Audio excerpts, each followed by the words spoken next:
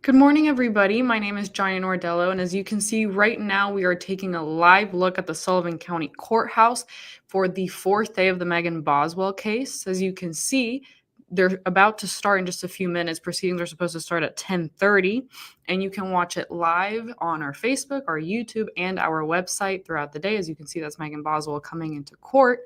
Anyways, well, I'll let you guys watch, but remember, you can watch live the whole day on our Facebook, YouTube, and website. Have a good day, everybody.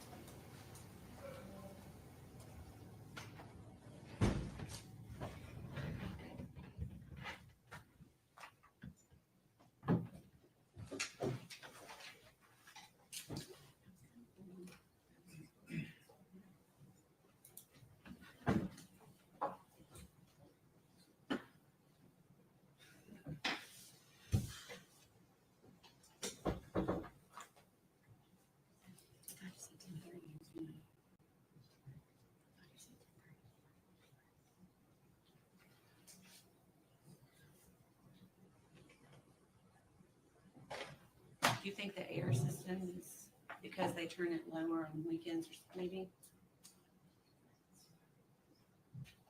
Lynn told Kyle that they left it on, that it's set to stay on. And if it's not, it must be off. Although there are motion sensors attached to both thermostats. It sounds like it's kicked on. I guess it's cool. Huh? It says kick on. I guess it's cool. Usually what I do in this situation is I put it down to like 60, so I hope it goes faster. It's on 62. My husband loves that. Okay, so while they transfer, it's going to circle 7. Because I'm up here with all that AV equipment, it's off heat. Do what? I'm up here with all the AV equipment, it's off heat anyway. Sounds like a Animal. sounds like a recess to me. Get a nap. Do you mind if we go ahead and start getting the evidence in line, have it run smoothly while? Okay.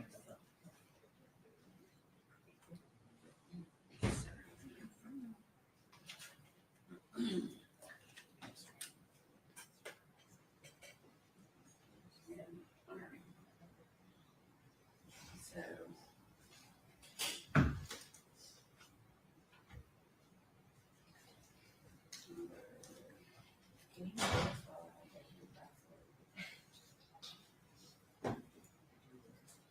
This is that word. Thank you, Karen.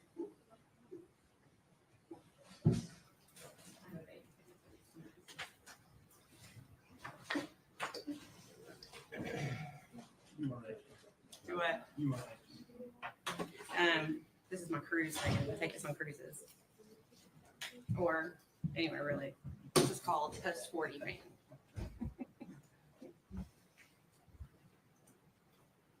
When the jury comes in, I'll put them on the table.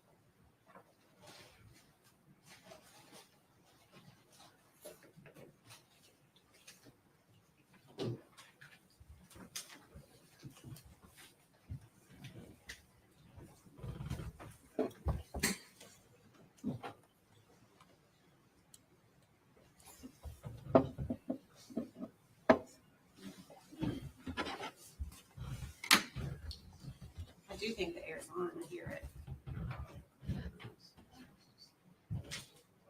If I had to guess, he went on his computer. Do what? If I had to guess, he went to his house, got on his computer and turned it on. I'm sure we did.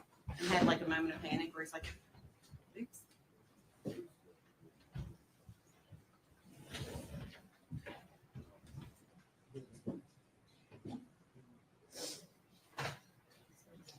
Hang on.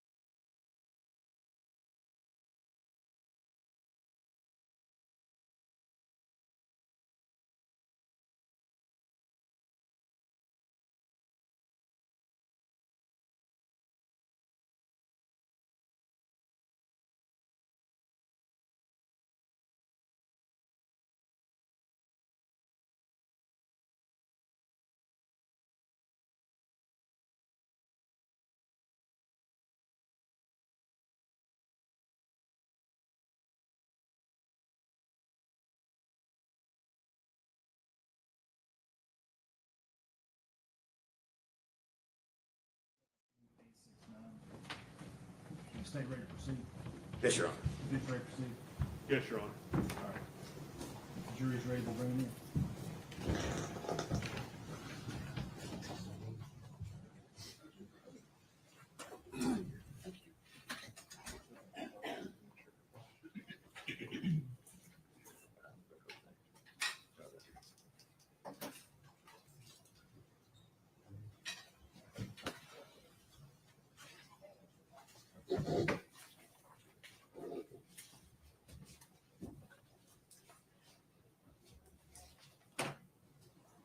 One stand, please.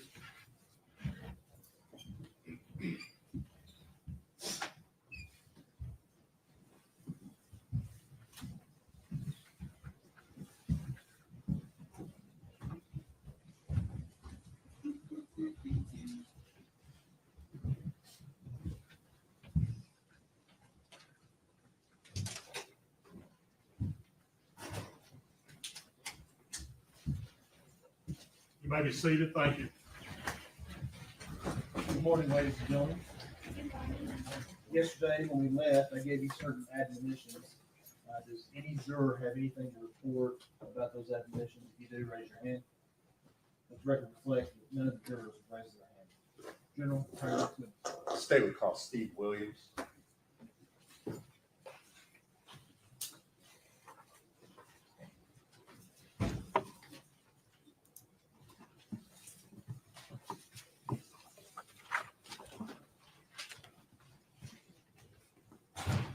Steve.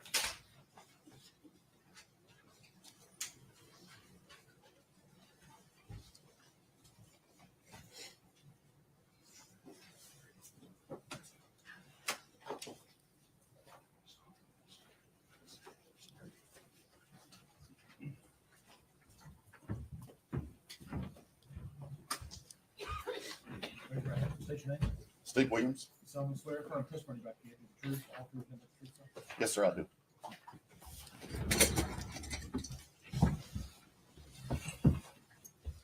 Good morning. Morning. Scoot up close to the mic. Speak up loud. Okay, Thank you. There you go. You're Steve Williams, is that correct? that's correct. And you were previously employed with the Sullivan County Sheriff's Office. Is that right? That's correct. All right. How long were you employed there? Just under 34 years. So back in February of 2020, were you working at the Sheriff's Office? That's correct, sir. And what was your position or assignment there within the Sheriff's Office? I was lieutenant over criminal investigations. And during that time in February of 2020, did you assist in the investigation of a missing child by the name of Evelyn Boswell? Yes, sir, I did. And specifically, did you participate in interviewing the defendant? Yes, I did. All right. Now, at the time at which you interviewed Miss Boswell, had other detectives already spoken with her? Yes, sir. Okay. And were you aware, did you know what she had already told them? Yes. All right. So what was the information or what did you know about Evelyn's disappearance and Miss Boswell's involvement before you went in to talk with her? I just knew that she had told that her daughter was missing, that it come in through DCS that her daughter was missing. And we was trying to follow up on her daughter being missing. Okay. Where did you talk with her? At the sheriff's office in criminal investigations division in the interview room. Okay. And this interview room, does it have the ability to sit outside and listen to the interview as they're going on? Yes. All right. Did you listen to the interviews that were done by the other detectives? Some of them and parts of them. I can't say I heard every one of them. All right. And is this interview room located over at the Sheriff's Department? Yes, sir. And is that here in Blumpville and Sullivan County? Yes, sir. When you went in to speak with her, let me ask you this, what was your approach in speaking with her? Did you take a different tack than the other detectives had taken, or? Well, I just went in and was just being nice to her and trying to talk with her. I reckon you'd say civilly and not browbeat her or anything. All right. And was your interview with her recorded? Yes, sir. And prior to coming to court here today, did you have a chance to watch that interview? Yes, And was it a true and accurate recording of that interview that you had with Megan Boswell? yes, sir. Judge, I'm going to move to introduce that as Exhibit 182. No objection. Before the end of the meeting, please. And at this time, I would ask to play that for the jury.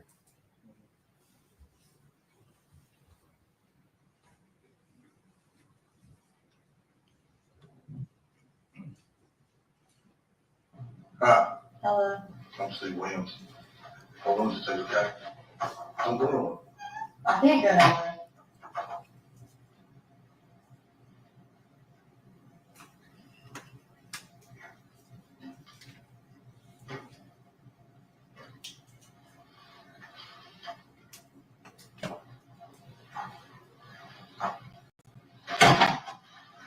They've been talking to you about your child, Yeah.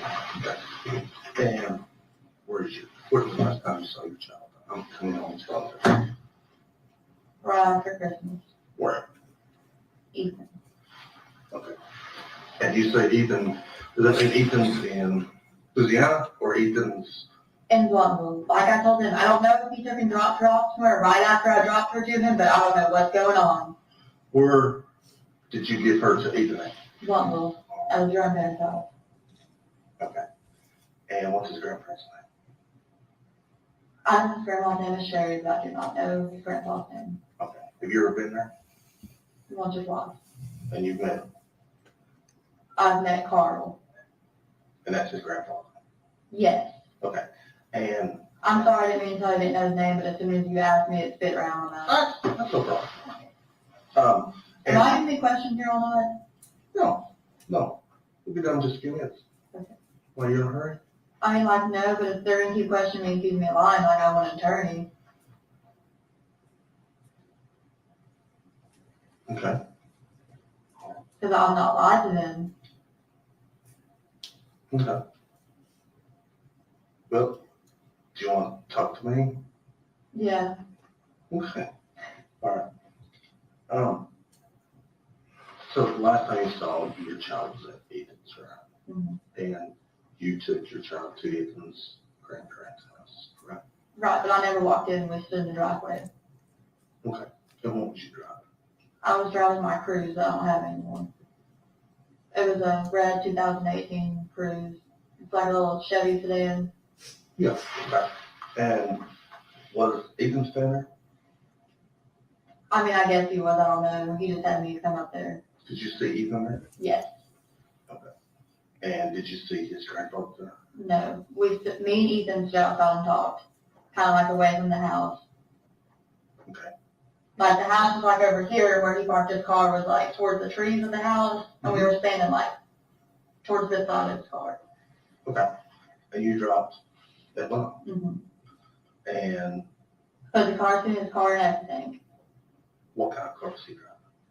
A 2018 Nissan Versa. It's black. Okay. And then that was Christmas Day, right? Mm-hmm. Okay. And then after Christmas Day, do you communicate with, He won't talk to me. the, On New Year's Eve, and sort of on New Year's, I guess, me and him argue back and forth. on text message or, No, or actually? On the phone. Okay. So actually talking. Yes. He would get mad and hang up, and then I'd call back, and he'd answer for a little bit, get mad and hang up, and just quit answering. Did he say he had Evelyn in? Yes. And I left him tons of voicemails, and I was like, look, like, if you want me to leave where I'm at, like, I'll come spend New Year's with you and Evelyn, like, I just want to be there as a family, you know what I mean? But I'll come to where you are. Where was he at then? I think he was at his friend's house. Who's his friend? I don't know, to be honest with you. Friend around here or friend? Friend around here. And you don't know who his friend is? He doesn't tell me anything. Okay. How long have y'all dated before? Like 3 years, maybe 4. Okay. But you didn't 3 know years, his- yeah. And you didn't know his friend? No, I was never allowed to be around any of his friends. And then, did you ever call him and say, hey, where's Evelyn? It's been I've tried to 2 call weeks. and he won't answer. I'll leave voice messages, he wouldn't call back. And honestly, like I was telling them, like I had Evelyn for like over a year and he never checked on her and I had to support her by myself. So when I got up here, I was like, you can take care of your daughter for a little bit. Not that I don't love my daughter or want to be with her, you know what I'm saying? But I was like, you don't help me at all. Like I want you to see how it feels, no help. So he didn't help you financially or No. taking care of her? No. He was in the military. Yeah, like he would never even be like, hey, like, is she okay? Or like try to check on her and help me at all. Does You he know. live in a house down there? I don't know. And you don't know where she's at? And the last time you saw her was Christmas. Right. Have you went to his grandparents' house? And asked Yeah, him but where nobody was there when I went. she- Okay. Have you called them and asked them where she's at? Okay. And what brought you here today? I guess my dad called. So you still hadn't heard from her, but somebody's called about her, Yeah. right? And you have no idea where she's at?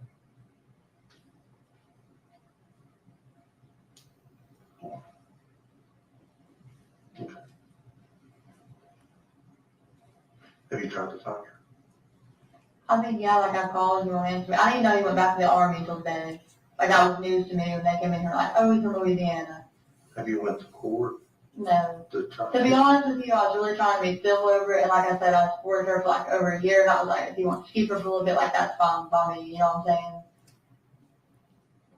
My mom had a baby when I was like 12, 13. I don't remember. It's 2013, so I guess I was 12. And like I had basically raised him. She only 2015. Like I had basically raised her. You know what I'm saying? Right. It was like I had 3 kids all the time. Okay. And I was like, it's his kid. If he wants to keep her for a little bit, like by all means, you know what I mean? I'm all for it. And like I said, something I don't love Evelyn or want to be with her, but it's just, you know what I mean? Is what it is. Does he have a girlfriend? Ethan? He might, I don't know. He used to. She lived in like, I don't know if they were dating. Let me take that back. He was talking to her, but she lived in like really sketchy apartments in Kingsway. Like the government housing one. I'll say her cloud, but I guess that's torn down, so I don't know. You know what I mean? Mm-mm.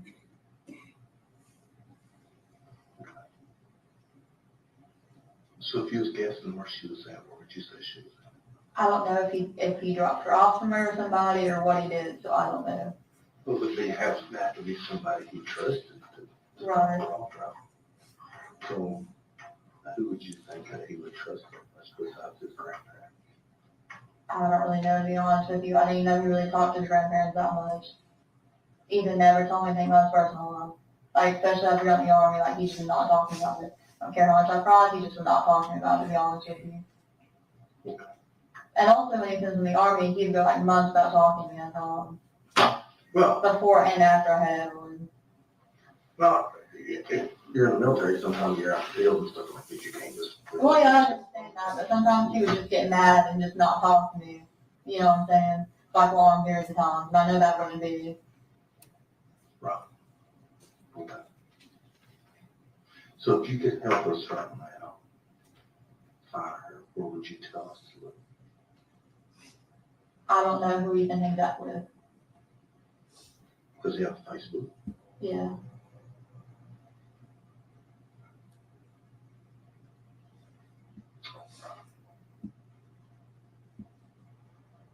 Does he lost stuff on Facebook? Not really.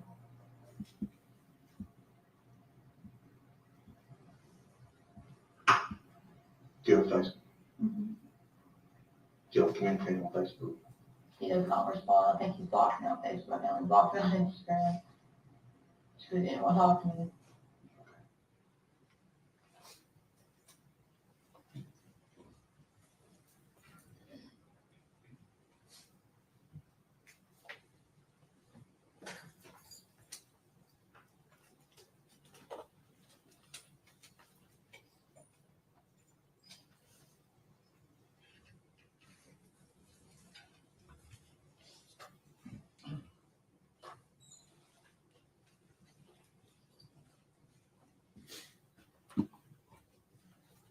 Did you participate in any other interviews with the defendant?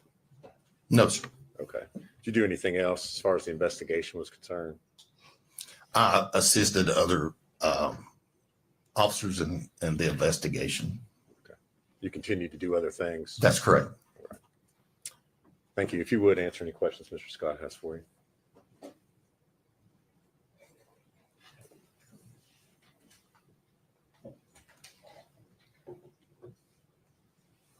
Good morning. Morning. How are you? Good, and you? Good. Thank you for asking.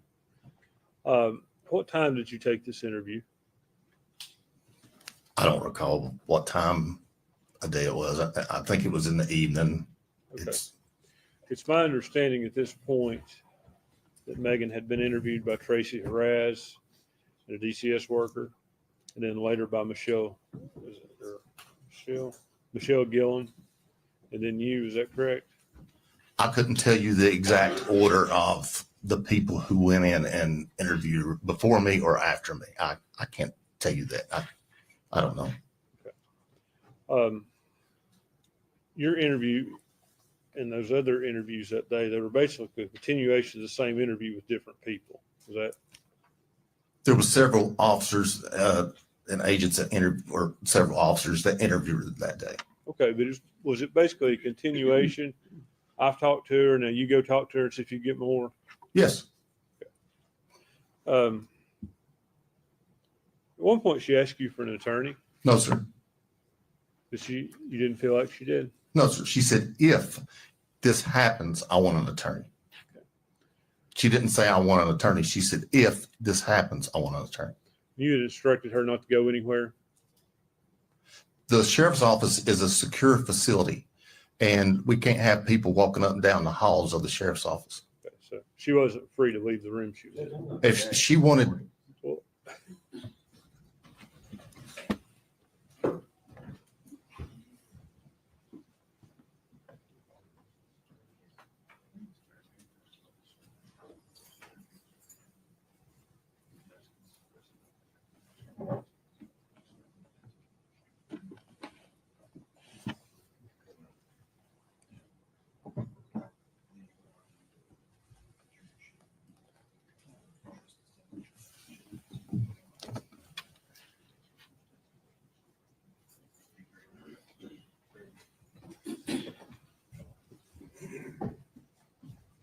Overruled for now. After she asked for an attorney, let me ask you this. Had she been Mirandized? yes, she had. Did you do that? No, You know who did? no, sir. How do you know she had? Because we'd seen the interview. And we wouldn't be in there talking to her if she hadn't been Mirandized. But you don't know who did it, and you can't say that you did it. I can say that I didn't do it. You can say that you didn't do it, right? That's correct. But you can't say who did. No, sir. And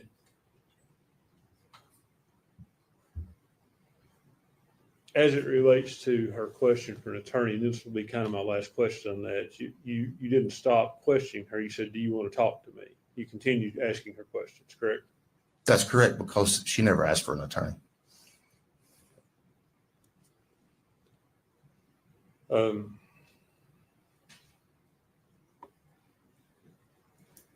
Was that the entirety of the interview we saw? Yes, I was walking out the door and she asked me if she needed an attorney, and I can't answer that for her. So she asked you about that again? She asked me if she needed one, and I can't answer that for her. She's 18, old enough to go in the military, old enough to fight in war, so I can't answer that for her. She's an adult.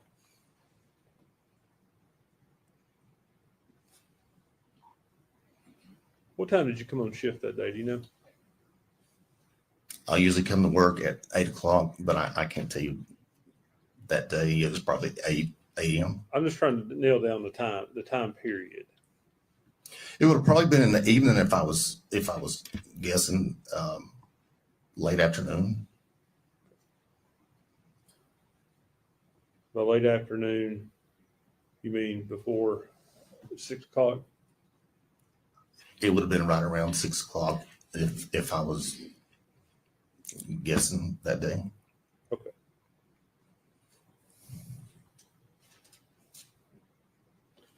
Mr. Williams, thank you for being here. It's good to see you. Yes, sir. You too. Can you read it? There you go. Is he free to go? Yes. Yes, sir. Thank you for your testimony. Your religion and understanding is ready to go. Thank you, sir.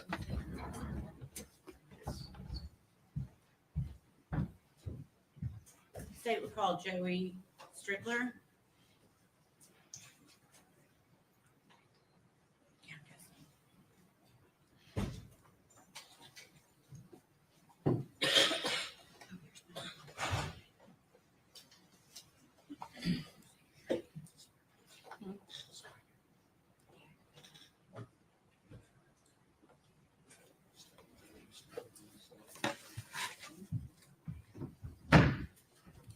Raise your right hand. State your name. Joseph Strickler. You solemnly swear or affirm the testimony you're about to give will be the truth, the whole truth, and nothing but the truth. Yes.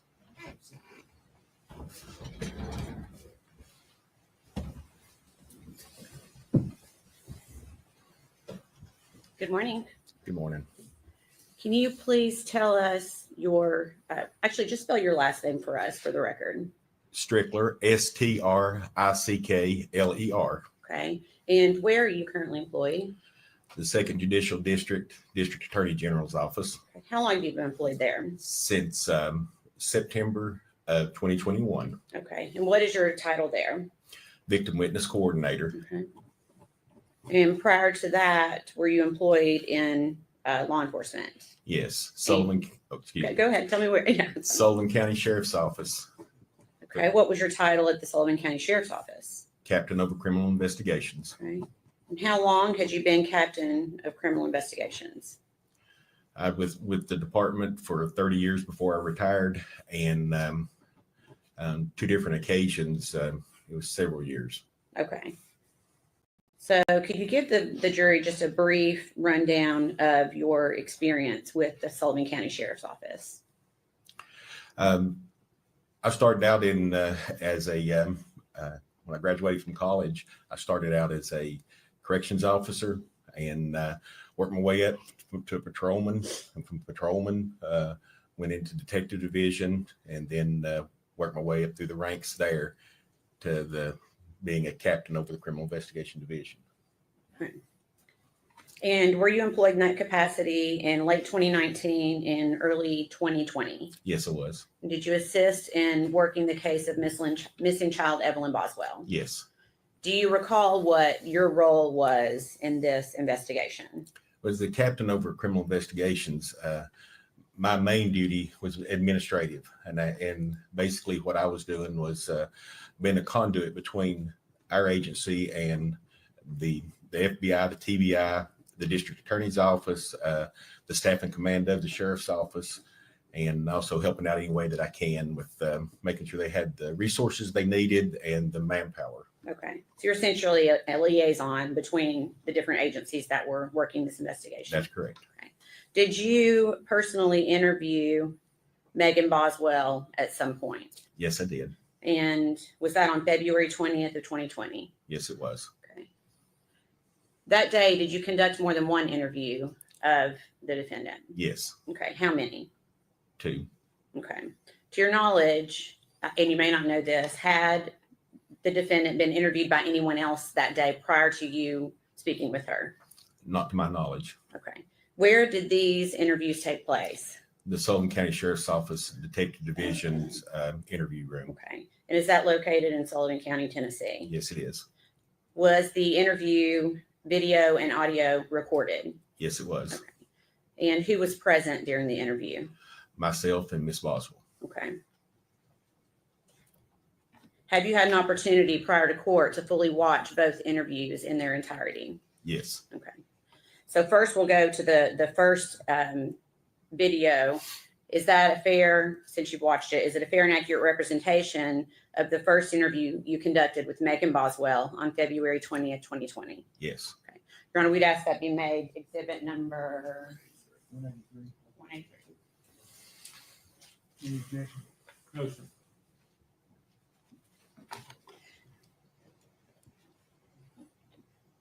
And then permission to play it at this time for the jury. Just 1 second. Okay.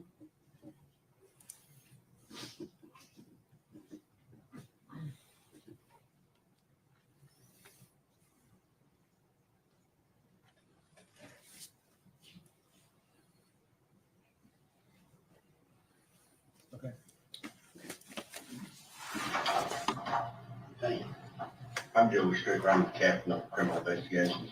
They called your boyfriend Hunter, Yeah, and he's supposed to be, I reckon, supposed to be dead. So, I was wondering when my mom didn't.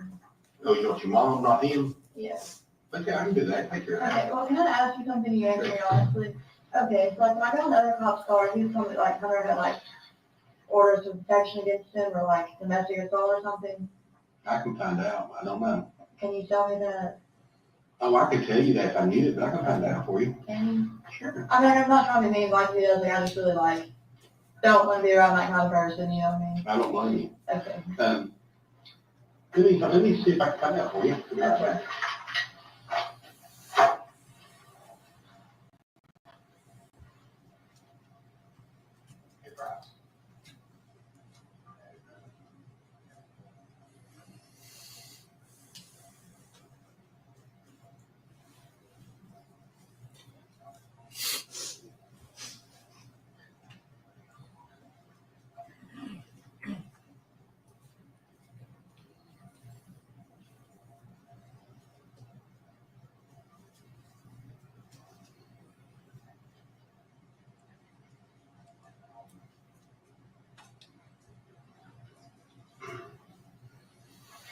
They're calling right now.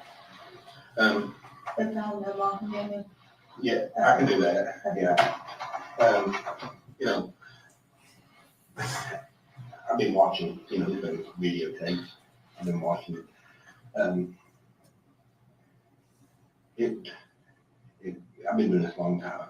I've been a cop for 30 years, and it breaks my heart to see a young lady like you, and you have a child.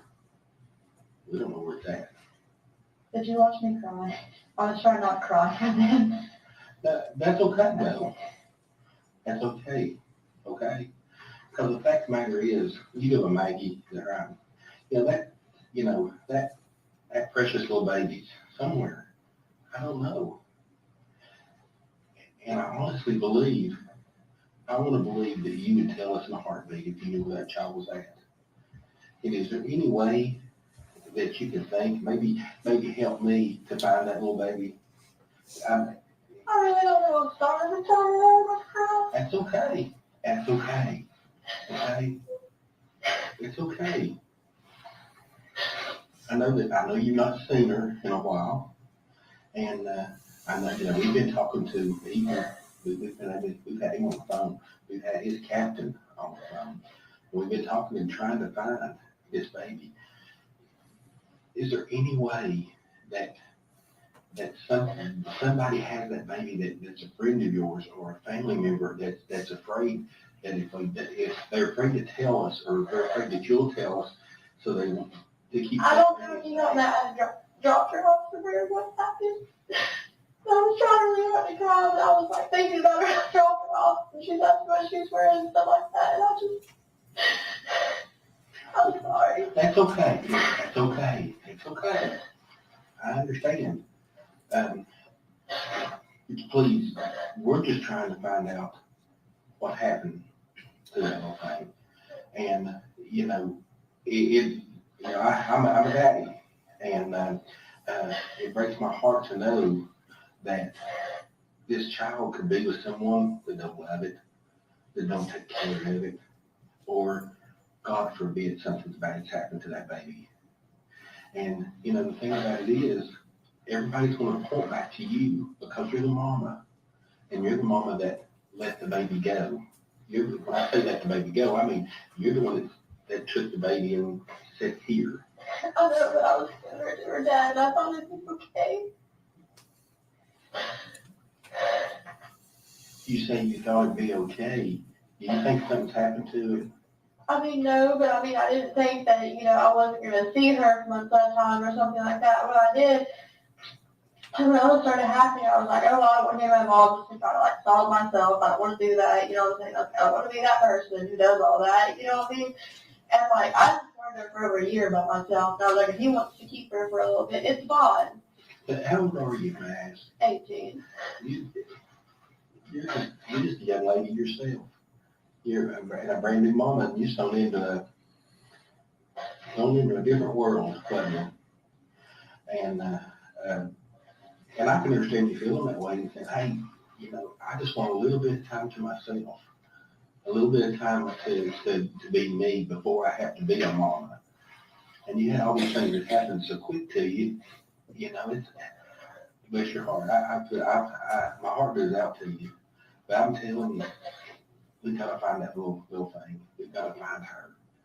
And do you remember when she broke her arm? Somebody said she broke her arm.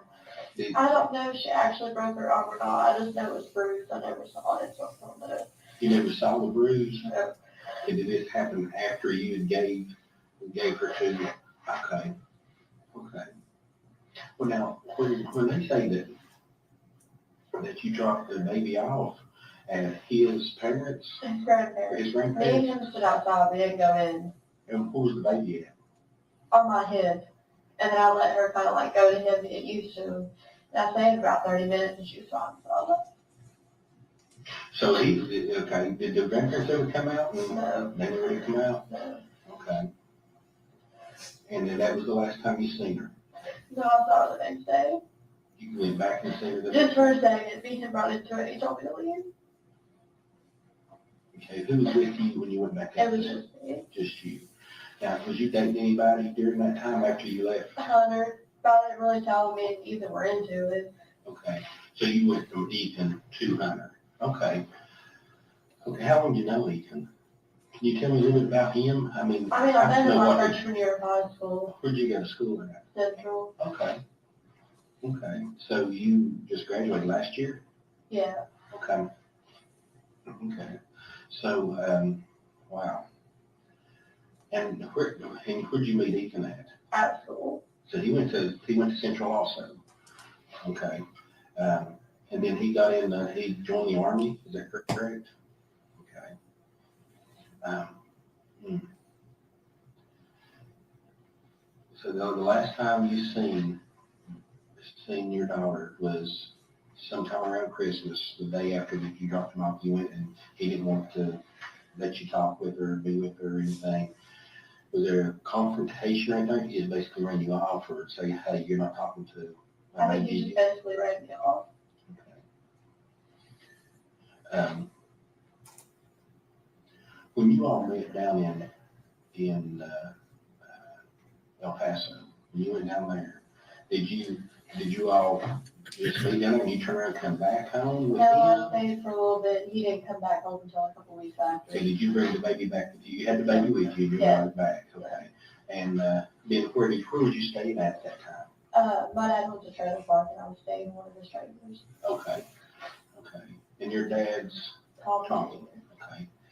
So you were staying at these trailers and in the trailer park, where's that located at? You know where Sugar Hall Road is? I sure It's like do. on the corner of Sugar Hall and Boswell. Oh, yeah, I know where that's at. They're like storage units across from it. Yeah, that's up there close to Mooney's, the restaurant, or little restaurant place. Yeah. Yeah, okay. All right, so you stayed there and then you moved down there and moved in with Hunter? Yeah. Okay. Did Hunter ever see the baby? Yeah.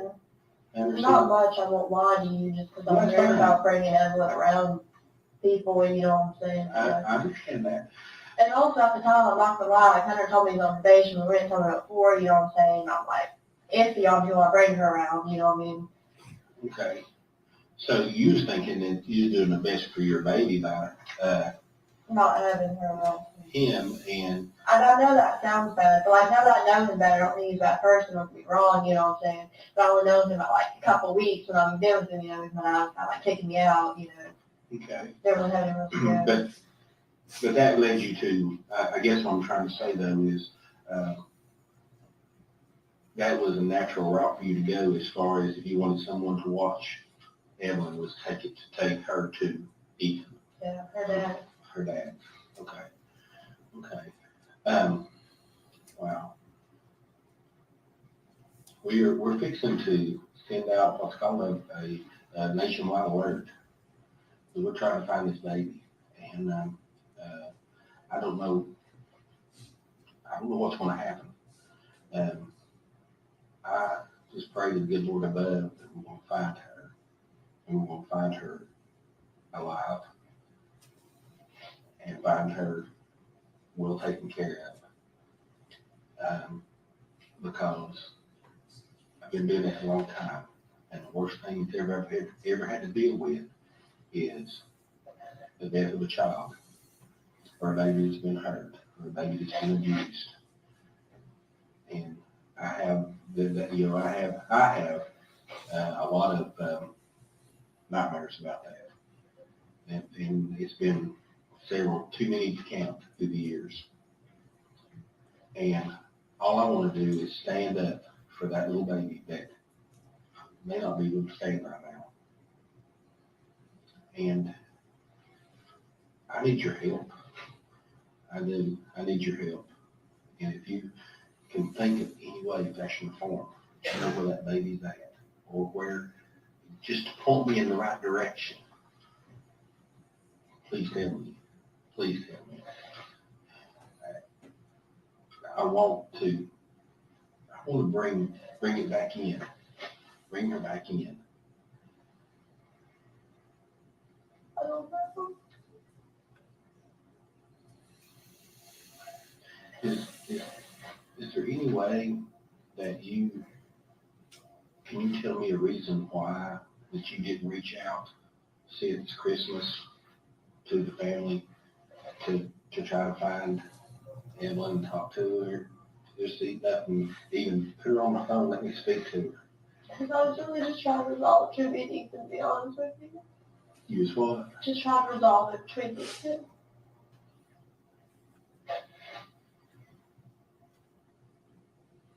So tell me what you think? What do you think's happened?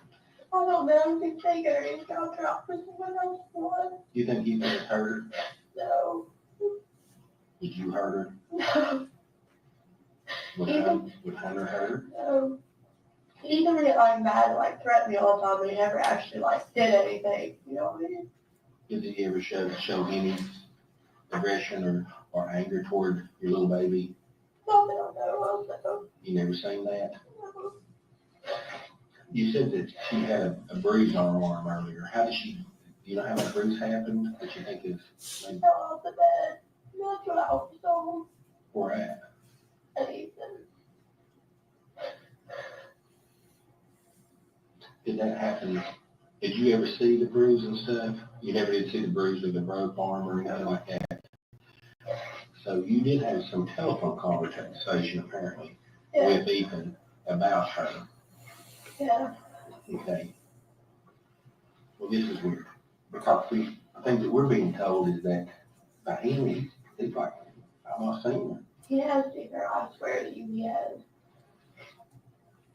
And when last time you seen that little thing, On Christmas Eve, he had her then, but I had her for a little bit on Christmas.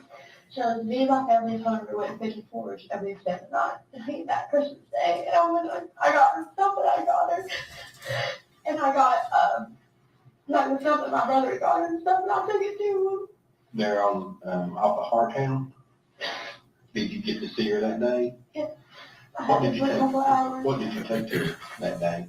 I don't know what my brother got her, but I got her like a little horse and like baby shark stuff and clothes and stuff like that. So sad.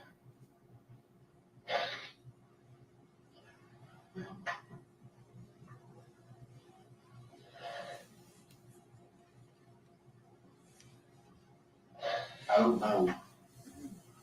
I don't know where this is going to lead to. Like I've told you before, I've been doing it a long time. And in cases like this, the fingers point toward mama. And it points toward you because for one reason is that you willingly took the baby to Ethan's. I understand why. I mean, you're telling me why you did that. But then, of course, he's not saying something didn't happen there. It was not right. That's what he said, of course. We got to find the baby. We've got to find Evelyn. Got to find her. Take care of her. And if it's a situation where, that you don't feel like that you can take care of her, then I promise you, we'll find some people to take care of her, that little thing for you. And I promise you that. We'll do everything we can to to get you help and get her help to take care of her, but we gotta find her. What do you all father does this mean I won't custody of her anymore? No, it doesn't mean that at all. Does not mean that at all. But I can tell you this, if you think for a second, that little sliver, that you might know where she might be, well,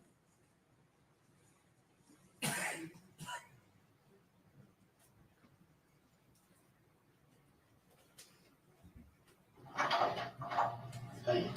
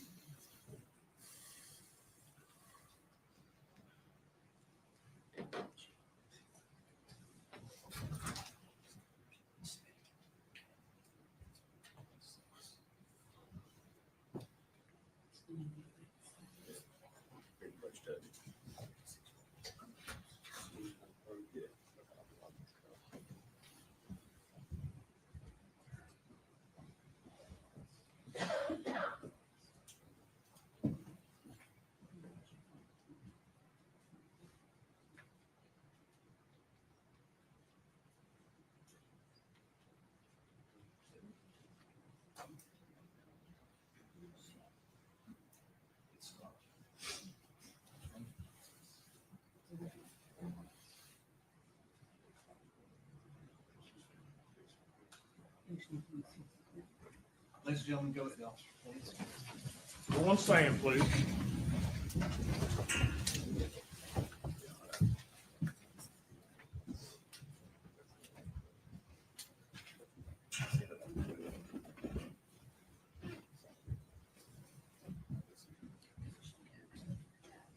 Yes.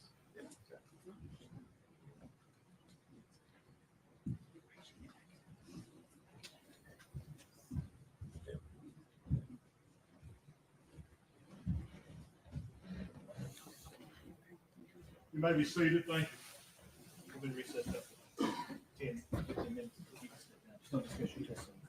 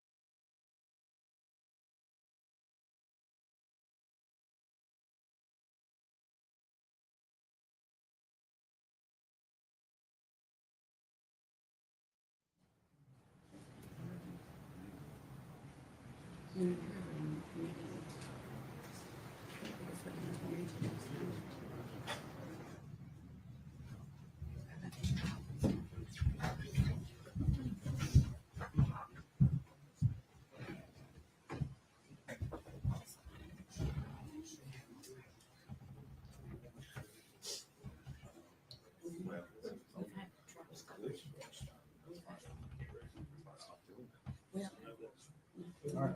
Thanks, Rudy.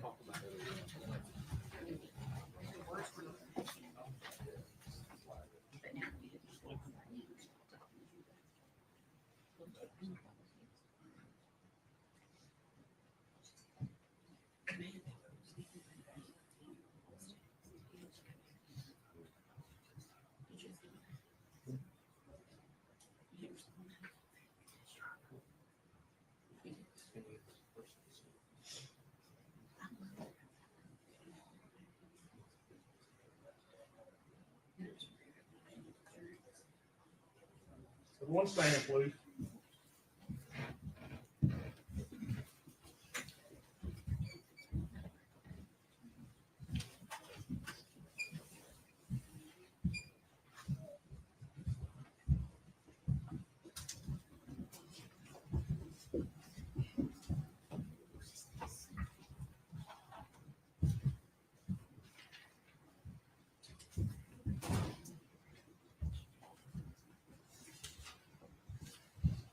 You may be seated. Thank you. All right. Rudy, get back up. I mean, be around that. If he's an abuser and stuff that you didn't know about, you don't need to be around that. And then, you know, we'll find out. And I'll find out if your mom can come and pick you up, okay? And, I don't know the number, Hunter has it. Has it? Hunter does, so I was asking if you can call his car and come get me. Oh, okay, tell her, okay. We'll find out. Thank you. No problem.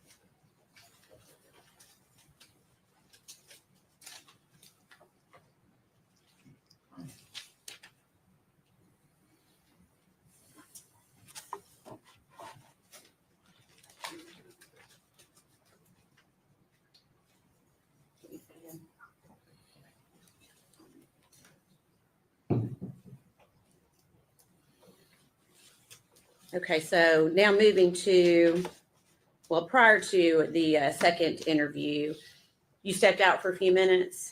Yes. Okay. Any idea of how long you were out before you came back into the room? I'm sorry, I don't remember. Okay, you don't remember? No. Okay, and that's fine. So the second video, you also had an opportunity to watch it in its entirety, Yes. and it is also a fair and accurate representation of the second interview you conducted with Megan Boswell on February 20th, 2020. Yes. We'd ask that that may be made exhibit number 184, please. Objection. All right, before exhibit 184.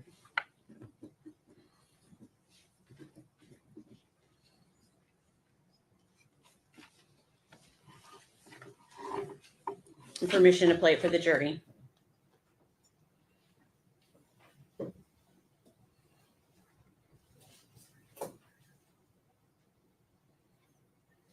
I have, you know, I got some, been a couple long time, and I've got some my own opinions about this stuff. But, just something that's not adding up. It's just not adding up. And, you know, if there's something that you think in your mind, anyway, that's an form that you could think. Well, I was talking to Dad today. He's already talked mom and that she's having all this story goes down. She's gonna have to disappear. That she's gonna go to jail. I don't know what's going on. Your mom had that something? I don't know. That's all he told me today. I don't know what's going on. So Tommy told you that And all this started going on, because he called her the night before he called you all, and he told her what he was gonna do, and then she said, well, you can't do that. This is what he told me, like, I'll have to disappear. I can't go back to that. I don't know what. I hope she didn't do anything too. See, but I thought Ethan had the baby. She gave me this, and she put back and told me this morning. I promise you, I talked to him on the phone on my way down here, because I called my grandma first. I wanted to stop down there for anything up here. I've never had any talk to you, know. He called me, he started telling me. So she, man, Tommy told you that he has talked to, No, this was before he called up here, okay, but he has talked to your mom. a couple days ago. And that, he told me that he lied to her, well, and me, and said that DCS was going to do a whole visit on Elijah because he thought that she was going to resolve it. And so he basically, but what he said to Angel, man, help me with this. But he told Angel that he was gonna send DCS to, And all that and stuff. And he told me that she said, oh, well, I'll have to leave, and like nobody can ever find me again, like I'm going to jail and stuff like that. I'm sorry, I thought he was biased. That's just the last part to say.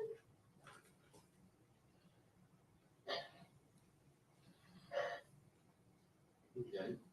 And then Angel said that she was gonna run, but she was gonna leave and stuff. Well, that's what she told Dad apparently. His dad told me that he lied to her and said that DCS was going to do a checkup on Elijah so he could get him from her, my little brother. And then when they met at Eagle, that like she was crying and like wouldn't say anything to Dad or anything like that. Okay. And she was kind of freaking out. I'm sorry, I just always had like so much faith in my mom and the fact that even the thought that she would do anything just really like. I'm sorry, that's what my first question was saying. Have you all talked to her? Then yesterday, the whole way up here, she was like bitching at me, saying that like, I won't lie, I lied. She didn't run out of gas. She just wasn't telling I me. knew. I'm sorry. You wouldn't tell them, that's hard work, but you wouldn't tell them the truth. I'm sorry. But she was like bitching at me and saying that she was going up here, she didn't want you to be like seen, blah, blah, blah, stuff like that. You didn't want it. Want to be seen, She wanted to be okay. stuff like that. Do you think she's in that car, that BMW? Yeah, Was the last time you seen her, she was in the BMW? yeah, so she got me out the animal shelter. Oh, okay. That was the day that you walked up here. Yeah. Okay.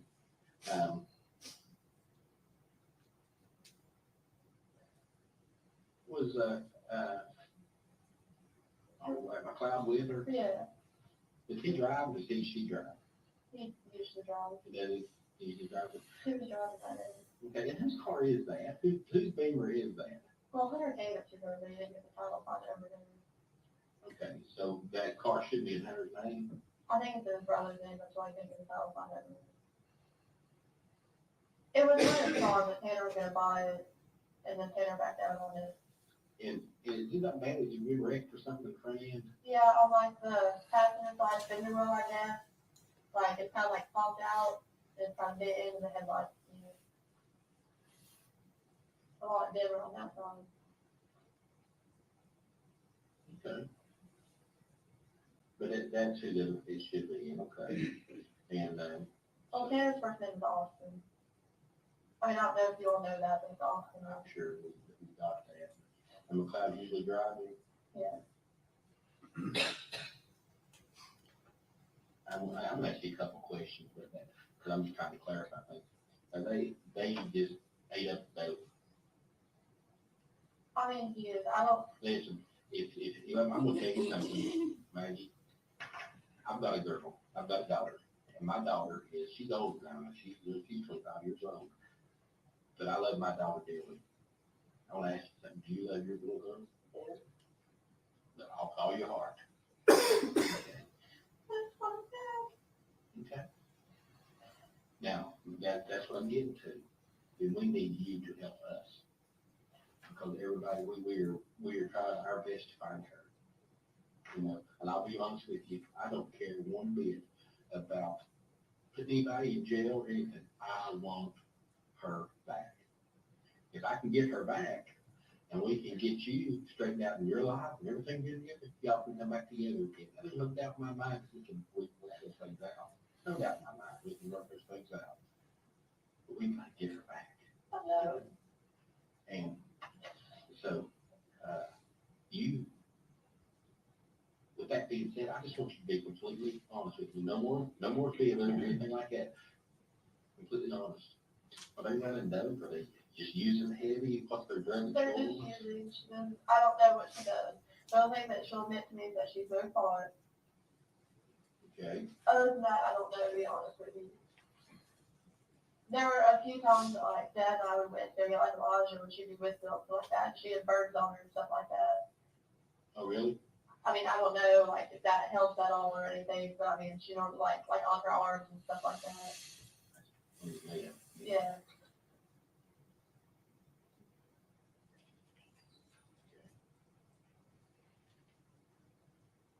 Now, does she go by Angela or Angel? Angel. So, if you had to, if you had to lay it all on the table, okay, I got one shot to find my baby and to get my baby back, where would you go? They were trying to take me up in Mendoza yesterday before I came in here, and I kept telling her, like, turn over, get on the phone over, and if you won't take me up there, I'll call them, they'll forget me. They won't take you to Mendoza? Yeah, Why? I don't know. Do you have any friends in Mendoza? No, You ever been to Mendoza? no. But they want to take you there.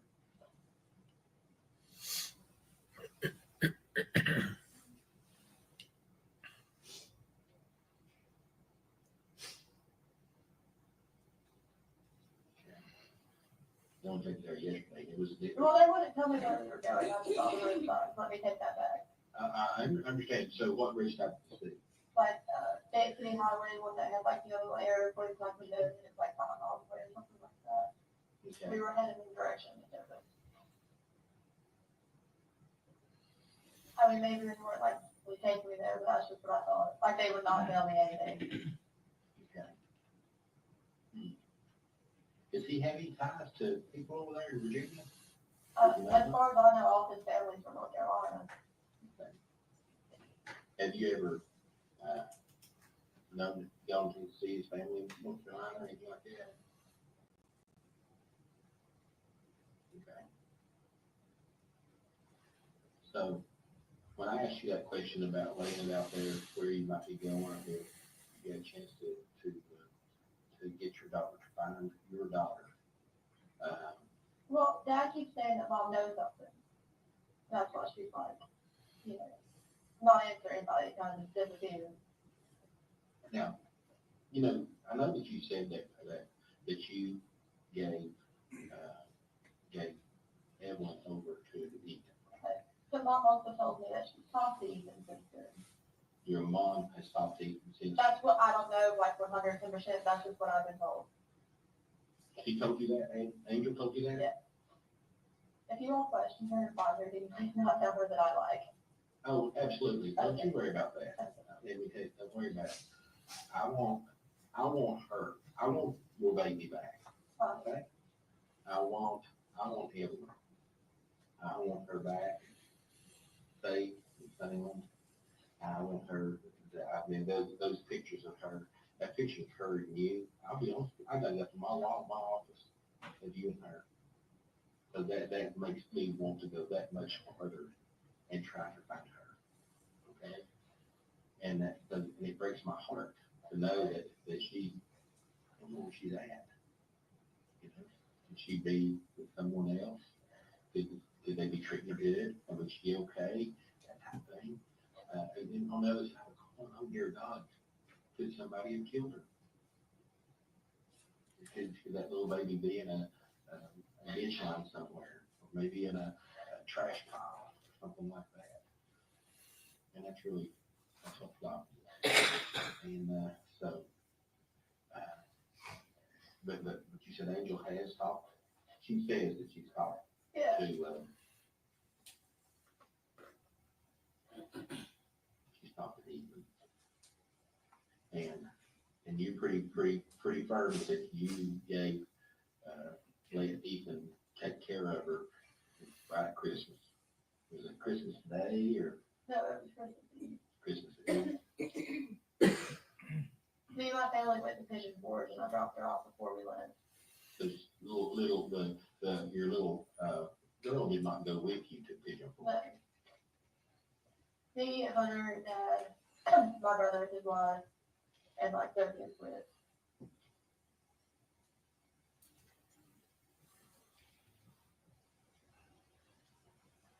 Where'd y'all go to when y'all went to Pigeon Forge? Just ask them. We went out to eat at Olive Garden, and then we went for a go-kart, and then, we all stayed at Margaritaville Island Inn.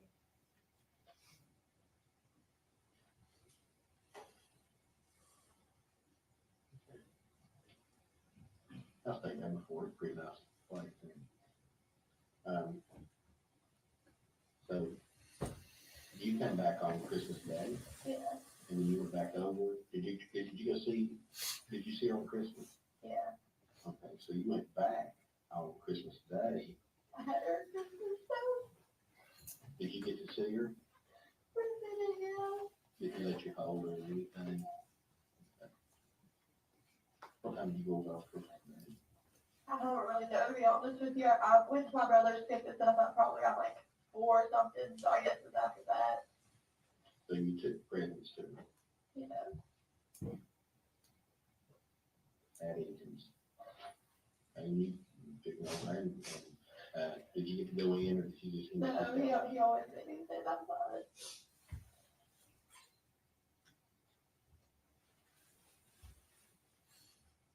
And then you took the little girl Christmas presents, and then you got to hold her a minute, and then you gave her back. Yeah. There's a reason why you just didn't say, "Come on, you're going back with Mama." She started reaching for him, but I didn't want to take her from him. She started reaching for him. Yeah. I just thought she wanted to be there. I didn't want to take her. And honestly, like, I just wanted to pray. That's all I wanted. Who took you over there? Hunter rode with me. No, Hunter sat in the car. Not exactly at the bottom. But you drove from here. He drove back. But you drove over. And Yeah, he drove back.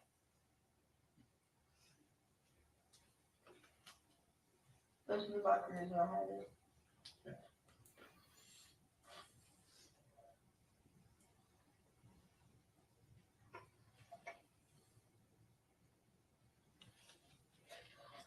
I'm sorry to grow so much because I've been all together the past 2 days. I just can't anymore.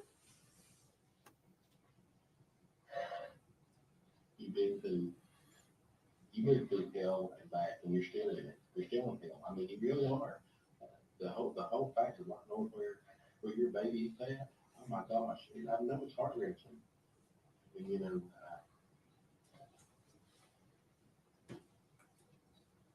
when you left on Christmas Day, did Hunter and Ethan say anything with each other? No. Okay. And, Hunter didn't get out of the car. Well, Hunter only got out of the car and walked around the front to get in the car. On the driver's side.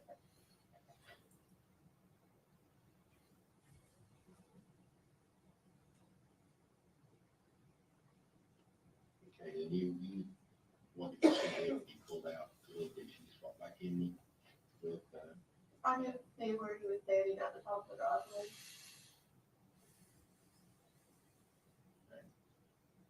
and then he was just holding her when you pulled away. Yeah. Did y'all have any words or anything? Any anger I mean, words? we argued, yeah. What did you argue about that day? Well, I called him and I was like, I want to come see him for a little bit. I was like, if you don't want to go with me, that's fine. We were at Bridgewell's house at the time. I was like, just let me know. I will bring him. That's fine. You know, like, I don't care. Like, I just want to see her at Christmas. And he got mad because I brought him with me, but I asked her. I told her I didn't mean to piss him off. Okay. And then we had that argument again because I'm a lot of you. He asked me to, like, if I had any more diapers, and I was like, yeah, but like I took care of myself for a year. Like, it's your daughter. You can buy her back with like freaking diapers.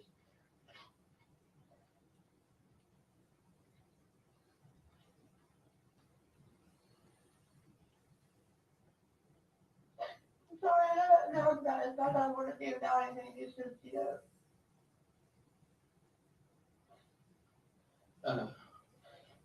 So Christmas Day, you're saying is the last time? No, I saw her the day after that. Okay. The 26th.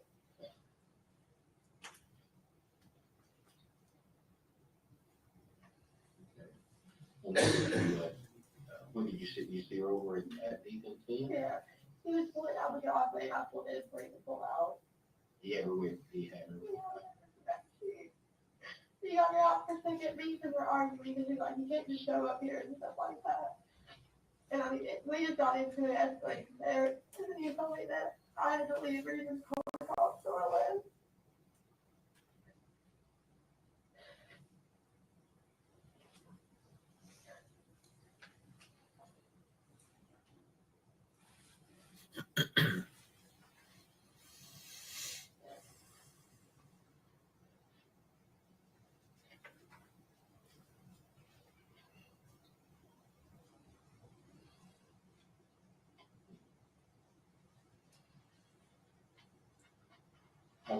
How did everyone act? She didn't like reach for anything. I didn't get the whole thing.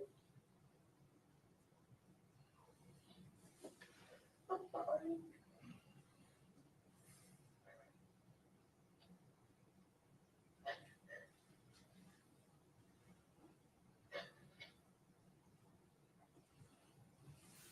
Was anybody with you then?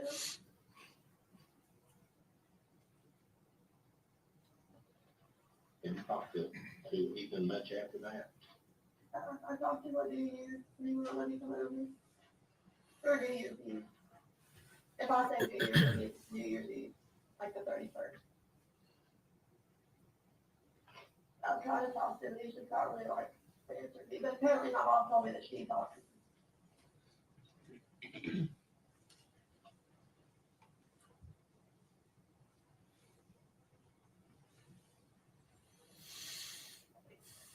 You think your mom talked to him during that time right there? She told me she had been talking to him.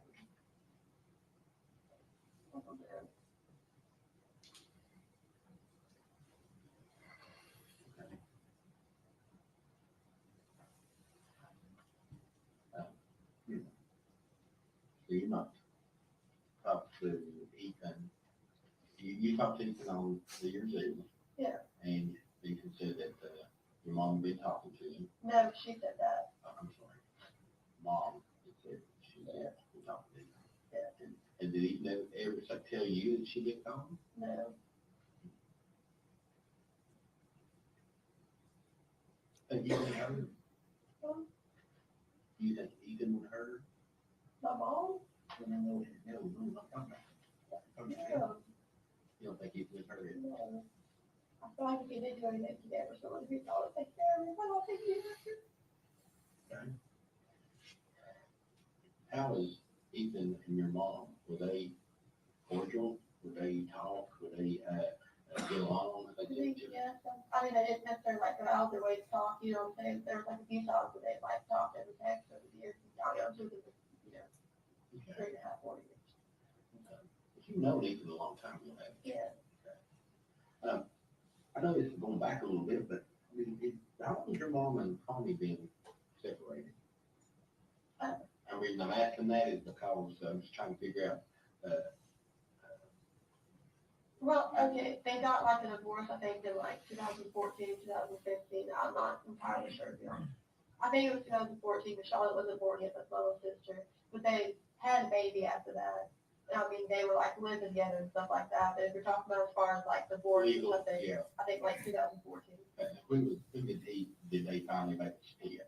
And, you know, Tommy and your mom, and she go her way and he went his. Whatever his Ashley's birthday, I think it was June of 2018. Oh, this has been relatively fairly recent then. Okay. Yeah, it was June 2018, after Ashley's birthday, that. June 2018.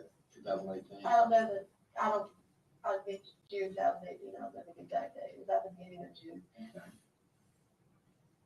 I know that, I was over there on Father's Day, and she was there.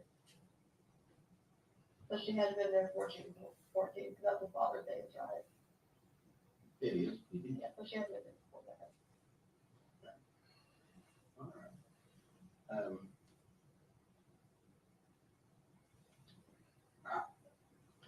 If, They weren't living together for like a long time because they were all in apartments and like popular rich. They were definitely like talking and she got they got to them and stuff like that. They just weren't like legally. have you, you've been living down with Hunter, right? Yeah, And you live in, I know you live in the trailer, yeah. over in, down near Boone's. I'll hang out and go there and all. You lived there, and then after that you moved in with Hunter. correct? Yeah. I stayed in hotels with you guys. Right, I understand, yeah. But But that's basically, if I had to, let's put a timeline of where you live and stuff like that, that's what yeah. Up until around like March 2018, from February to March, I was with my dad. Or until April, yeah, and then I moved in with a mommy, that's my grandma. From April, and I stayed with her all the way through October. Okay. Okay. So, so basically, There were a couple nights my mom was at a hotel and I go stay with her, but as far as like living wise with her, it was like a mommy. and then she's the one that lives where? At the mom and dad's hill, like Down Bay operating on. So you live most of May Creek, what do you call her? A mommy. Oh, mommy. I used to call her old mommy when I was little because she practically raised me. Oh, Mommy, okay.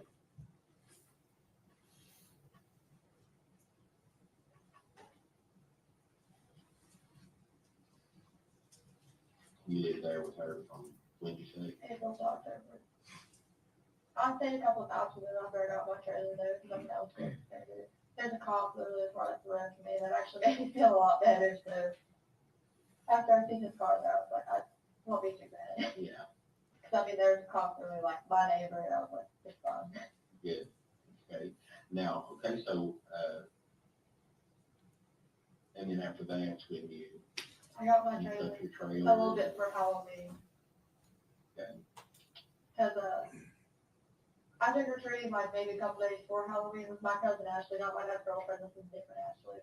Okay, And like, I remember I took pictures of her in her little costume and she was at the floor. okay.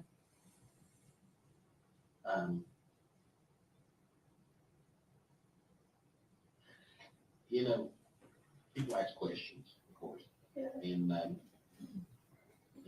you know, I know that the last singer on the 26th, okay, and on the 26th,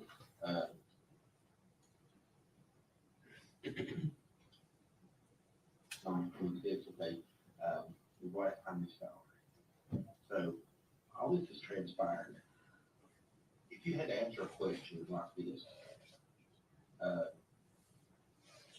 someone comes to you and says, hey, why did you call somebody?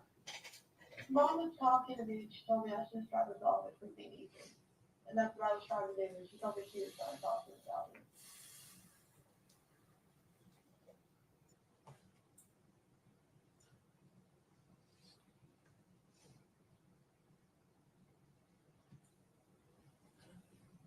You did it again, because that's the first time.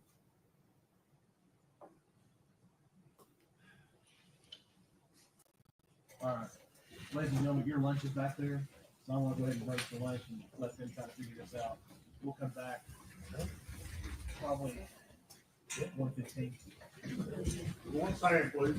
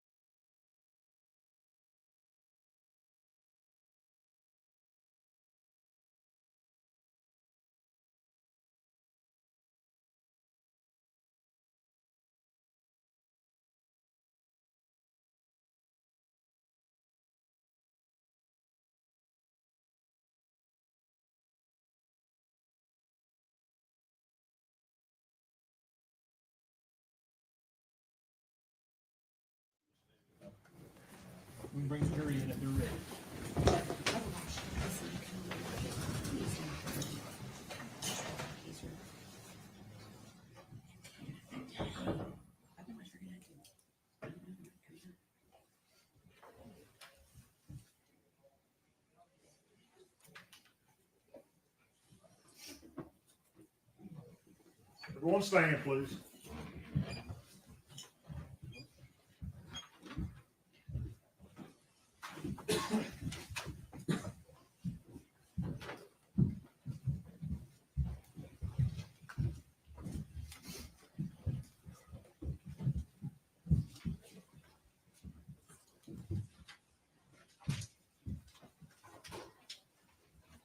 You may be seated. Thank you.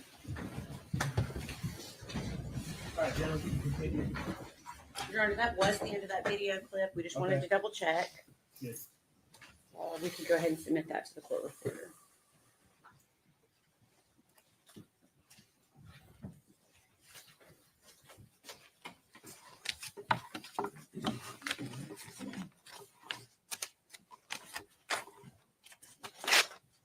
It was exhibit number 184. Okay. Okay. Anything else that you did personally involving this investigation other than continuing to be a liaison between the different agencies involved? That's it. Okay. Please answer any questions the defense has for you.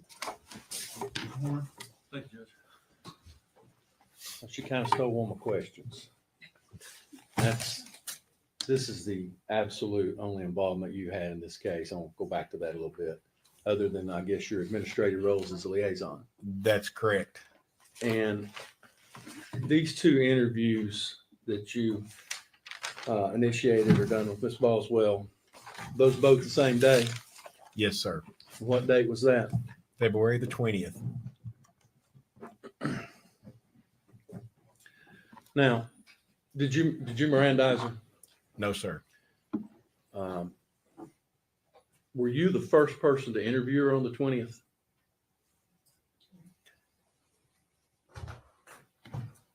If there was more after me, I believe so. So you believe you might have been, would that have been the first interview we watched? I think so. And that would have been before Detective Gillum or Lieutenant Williams? I'm not for sure of the time. I'm sorry, I think those were different dates. Well, I'm sorry, I can't answer that. that's okay. Do you recall anybody else interviewing Megan that day?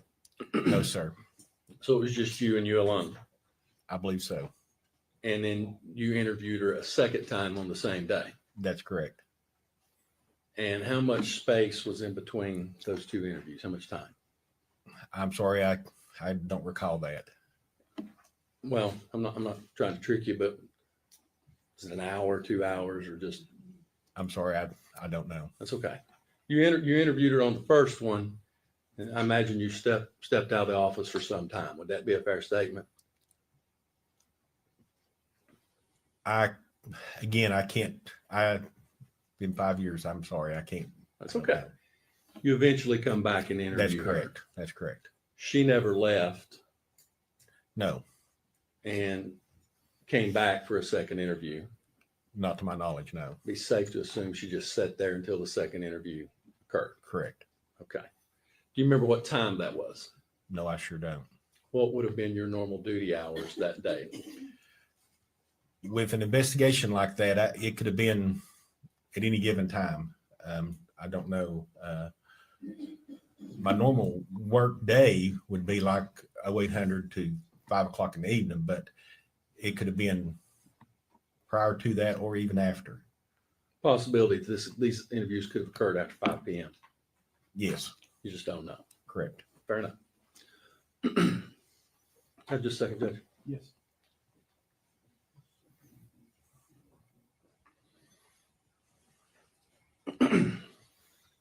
Be fair to say, though, that your second interview would have essentially been a continuation of the first interview with attenuated by a brief amount of time.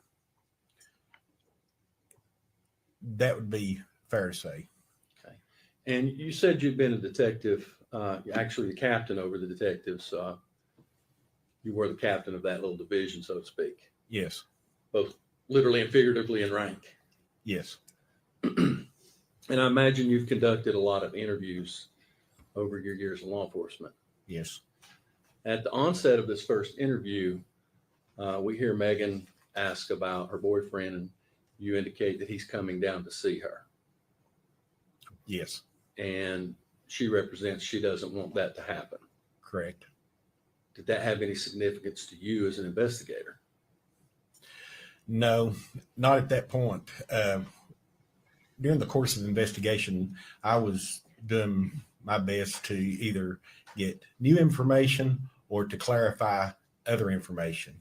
So when she said that, that's when I believe I stepped out to ask to have a phone call made by another detective for her.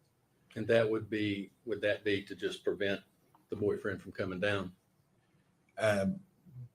She was wanting to see her mother, if I remember correctly, wanting her mother to pick her up. And not her boyfriend? Correct. And that never resonated with you of why would she not want that? Objection to speculation. Sustained. Okay, Judge. Can I just say?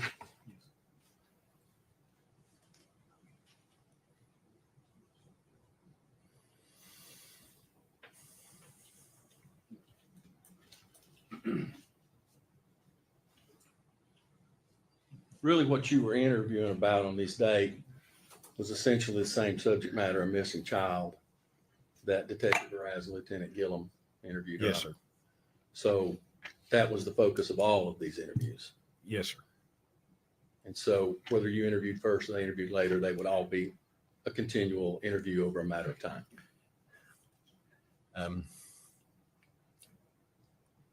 It was a continuing effort. I'll take that. That's all the questions I have, Judge. Thank you. Redirect, No, Your Honor. is he free to be released? Yes, Your Honor. Yes, sir. Thank you, sir, for your testimony. You're released from your detention. You're free to go. All right, next. They will call Jeffrey Blanton.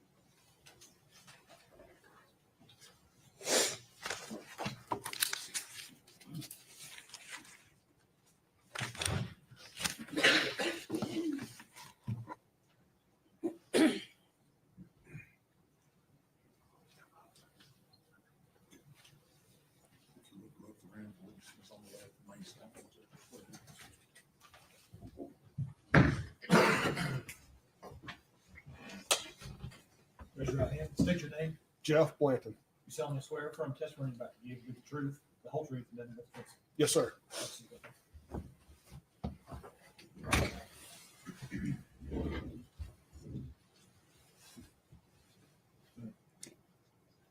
So your name is Jeffrey Blanton. Yes, ma'am, that's correct. And your last name spelled Blanton. Is Yes. that correct? Yes, ma'am. Okay. Where are you currently employed? I'm currently employed by East Tennessee State University. Okay. And what is your title there? I'm the Associate Vice President of Administration and Operations Okay. How long have you been with ETSU? since January of 2021. Okay. And is that where you were employed in late 2019 and early 2020? No, ma'am, it was not. Okay. Where were you employed during that time? By the Federal Bureau of Investigation. Okay. In what capacity? At that time, I was the supervisory senior resident agent in charge of the Upper East Tennessee. Okay. And how long did you work for the FBI? Just shy of 25 years. Okay. Were you always employed with Upper East Tennessee Division? No, ma'am, I've traveled other Okay. places. Okay. Were you a member of the state or Safe Streets Task Force? Yes, ma'am. I actually started the Safe Streets Task Force in Johnson City in 2012.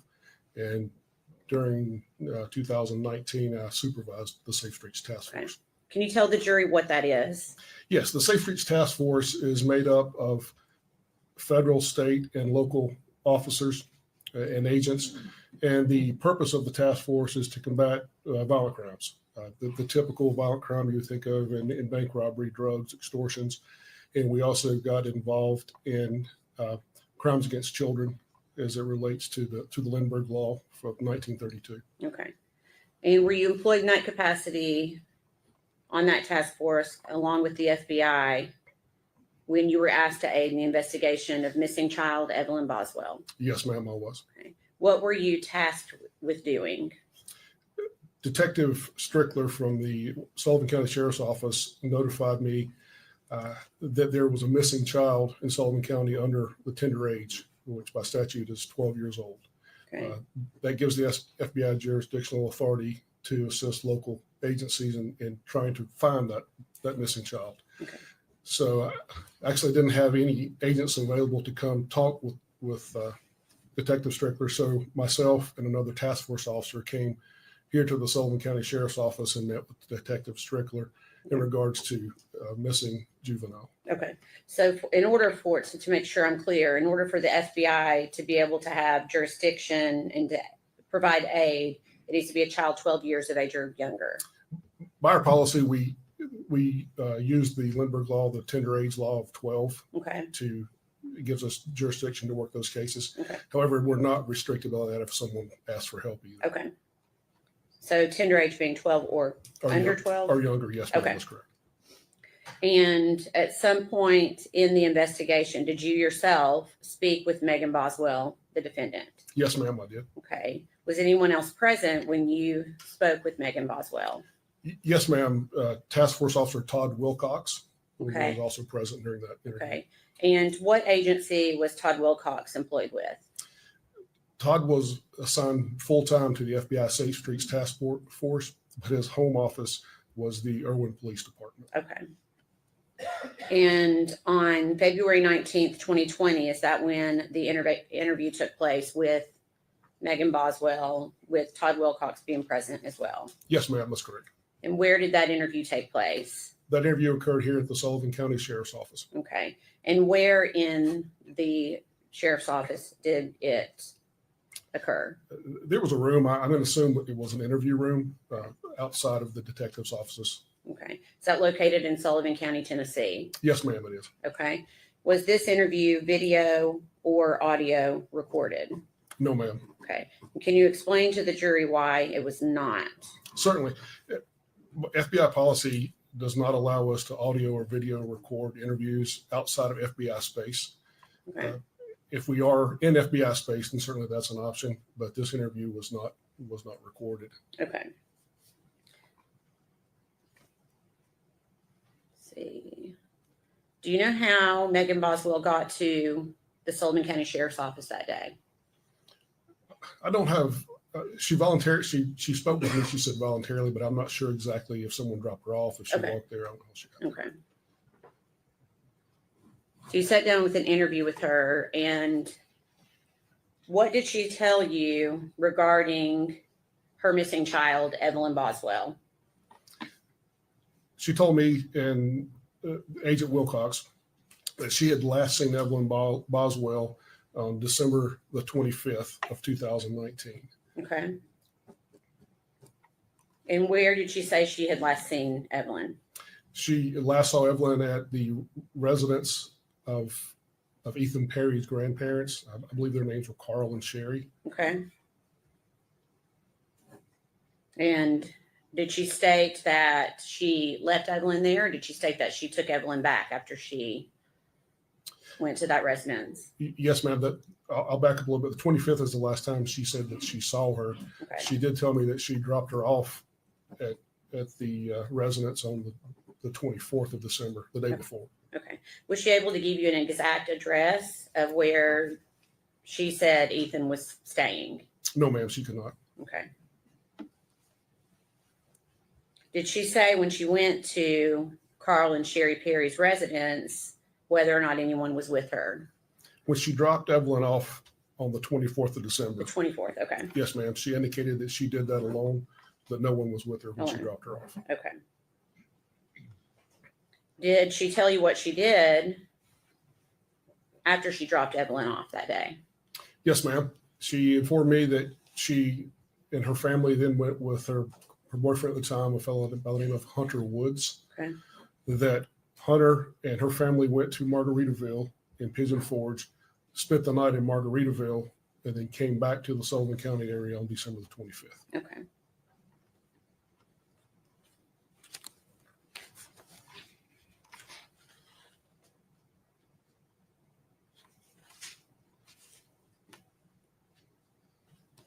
Okay. Did she tell you if she went back to the Perry's residence after she dropped her off on December 24th?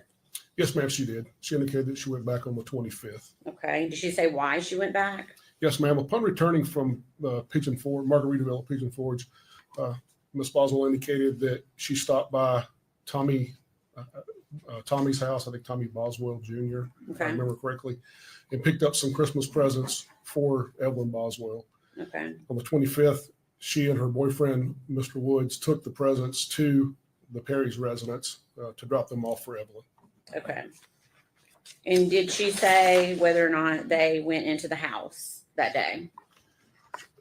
Ms. Boswell indicated that Mr. Woods did not go with her up to the residence, that he dropped her off at the end of the driveway. She walked to the residence, and that she did not go into the house that day. Okay.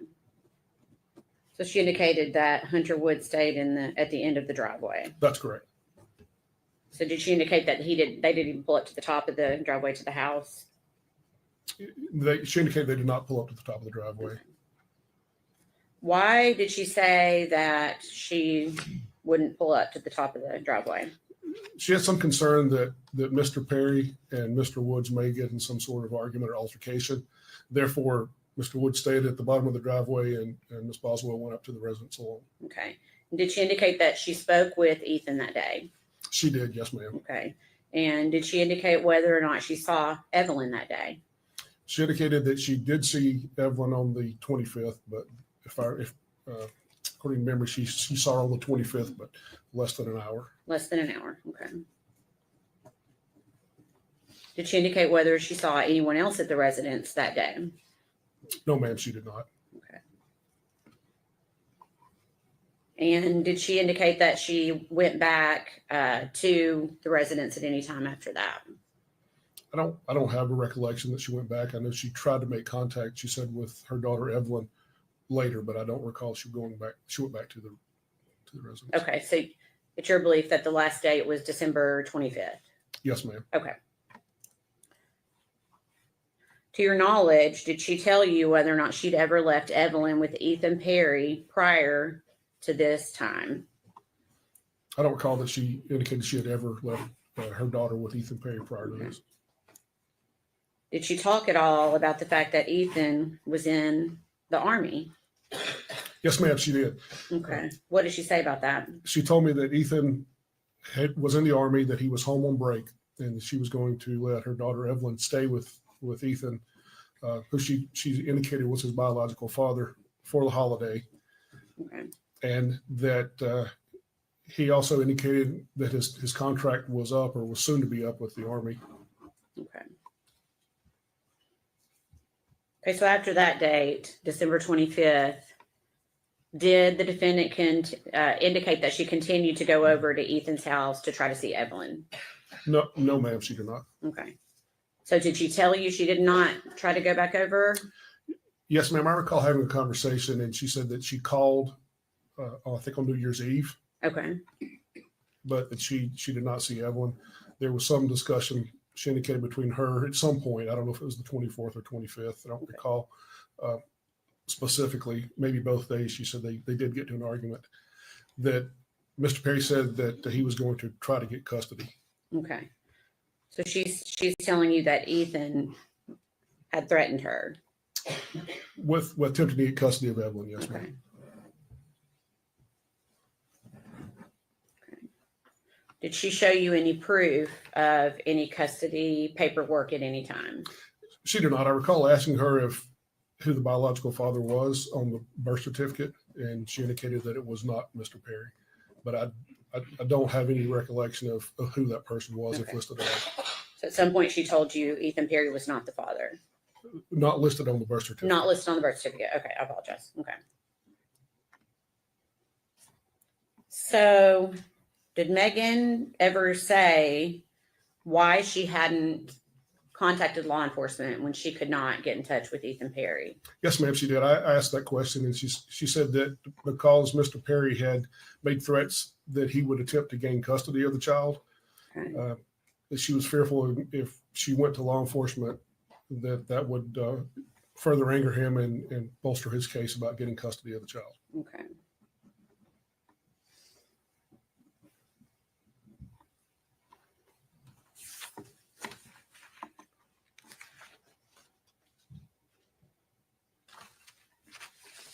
Okay, so Megan has told you that she's never left Evelyn to stay with Ethan before this date. Did she ever explain to you why she felt like it was okay to leave Evelyn with essentially a stranger to Evelyn? She indicated that she was, I recall her using the words worn out, Okay. that Evelyn was attached to her at the hip and Okay. she needed a break, that she had taken care of Evelyn for a year and she felt like it was time for Mr. Perry to step up, Okay. and that she had also been taking care of her father or stepfather's children, other children in the home, Okay. and she was tired. Did she indicate whether or not she could handle Evelyn herself? She indicated she was just getting too much to handle. Yes, ma'am.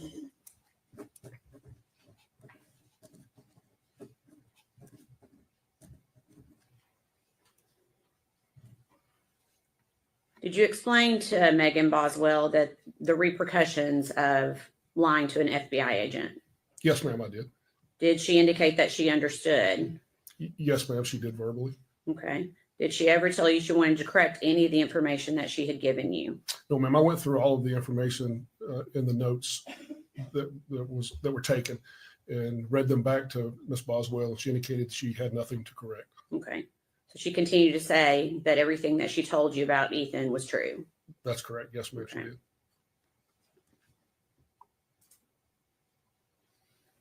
During this interview, can you describe Megan Boswell's demeanor? Yes, ma'am.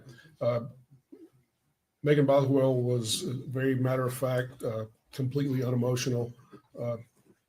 It seemed to be unattached to the gravity of trying to locate a 1-year-old child at the time. She did show some emotion, began to tear up a little when I told her that she could be charged with a felony pursuant to lying to an agent if what she was saying was not true. Okay.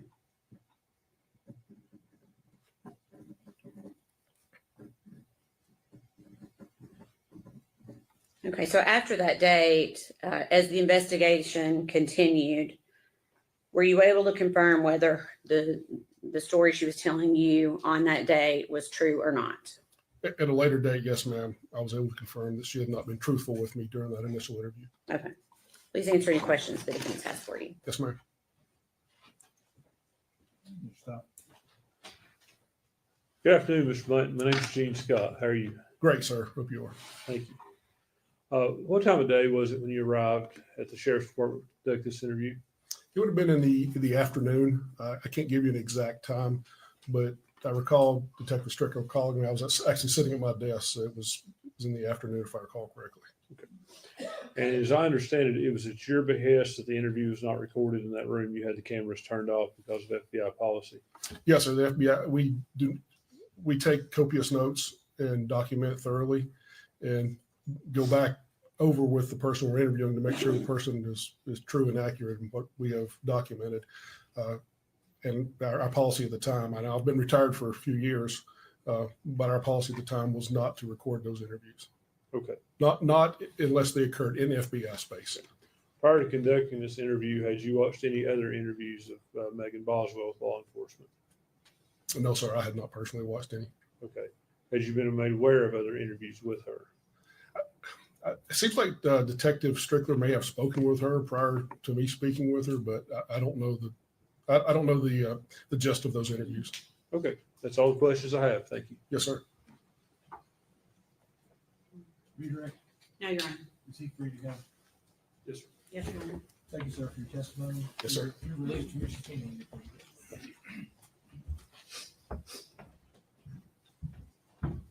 Next. State would call David Gratz.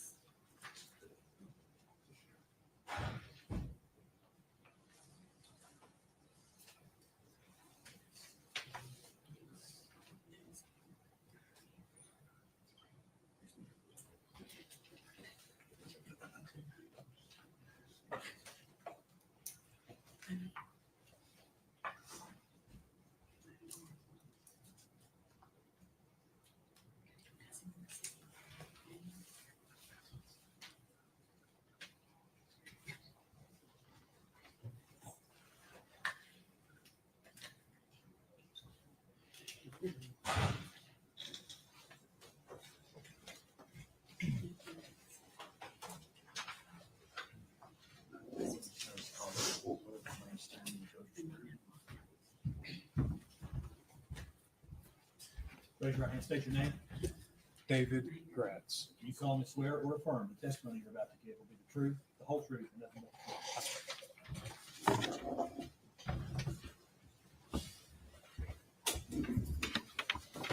Thank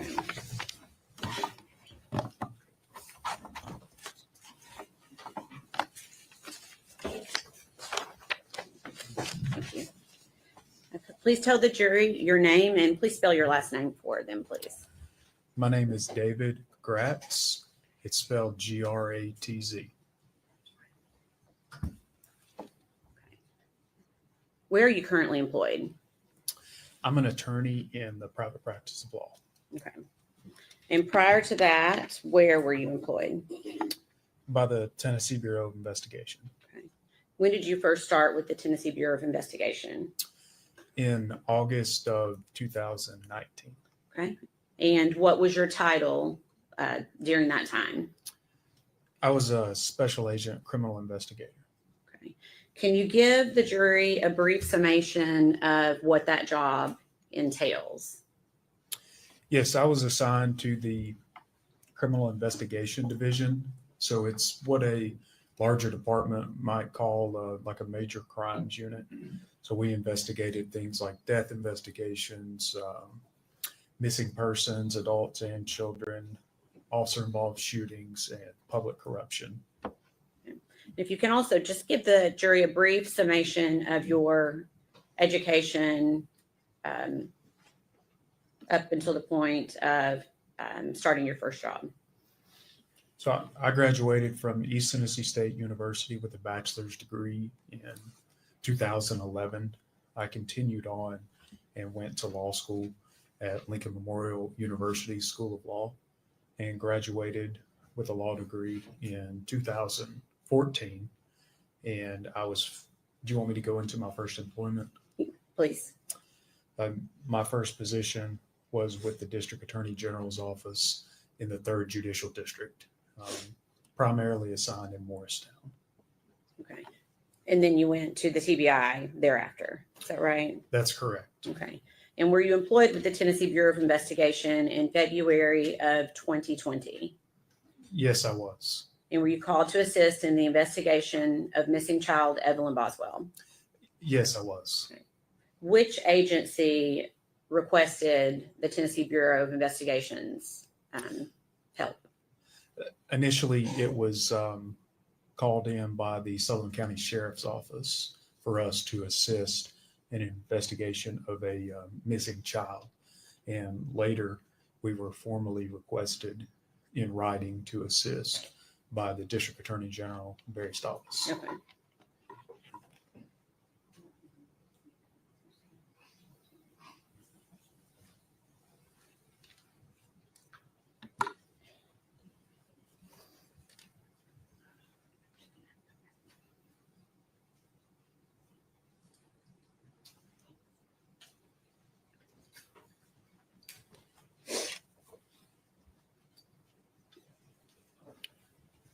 Thank you.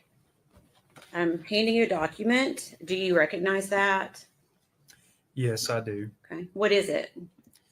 This is a formal request for investigation, commonly issued by district attorney generals throughout the state to request the TBI to investigate facts and circumstances of a potential crime. Okay. And is that how the Tennessee Bureau of Investigation essentially is officially called in to investigations?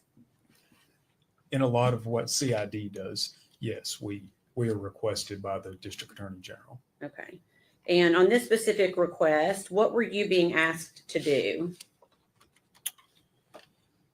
It's essentially just to gather the facts and circumstances of the whereabouts of a missing child.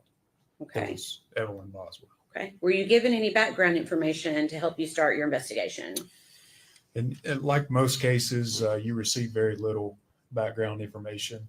Initially, I was just essentially told that she was missing, that her mother had been located, and law enforcement had talked to her at that point. And I think that's about all I was told initially. Okay. And we can pass that back. We're not going to put that into evidence. I just wanted you to be able to see that document. Thank you. Thank you.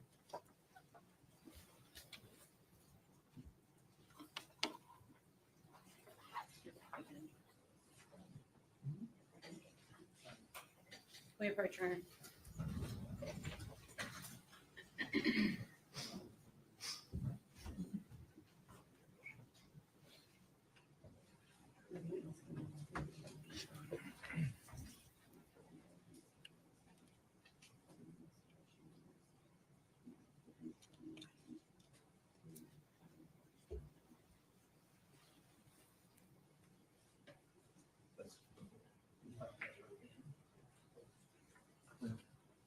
This is.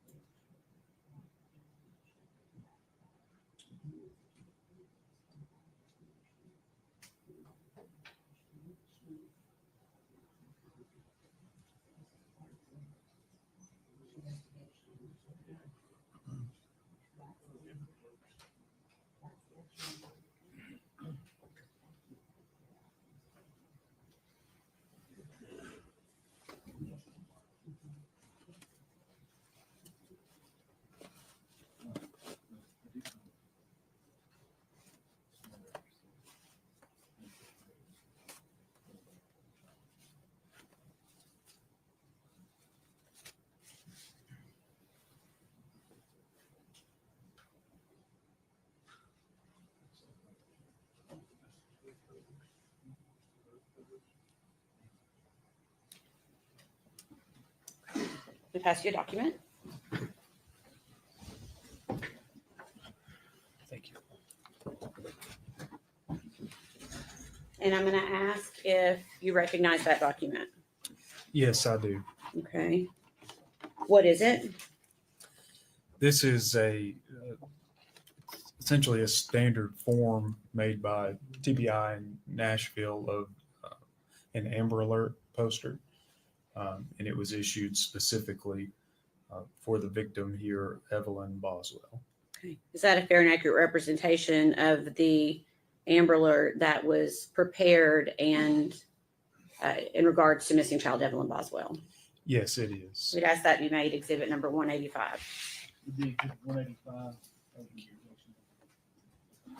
Defense.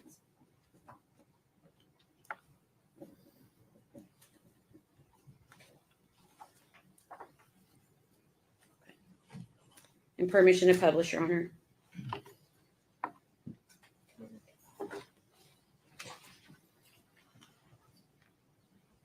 Okay. I'm going to ask you a few questions about this. You said this is the Amber Alert that was sent out in regard to missing child Evelyn Boswell. Is that right? That is correct. Do you recall when the Amber Alert was issued? Yes, it was in the evening of February the 19th, Okay. 2020. Okay. February 19th. Okay. And where does that go? Does that go just to the state of Tennessee, or how is the determination made on how far that would go?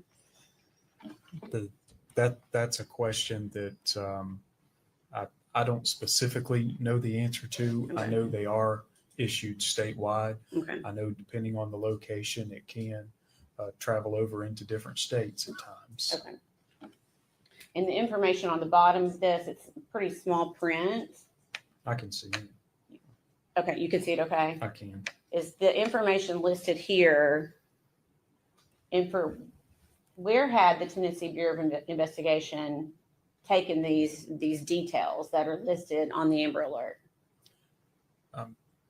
I'm sorry, I don't think I understand your question. Where did you get the information that Evelyn was last seen wearing a pink tracksuit? That information was provided to us by the defendant. Okay. Where did you get information about a BMW? Also from the defendant. Okay. All right.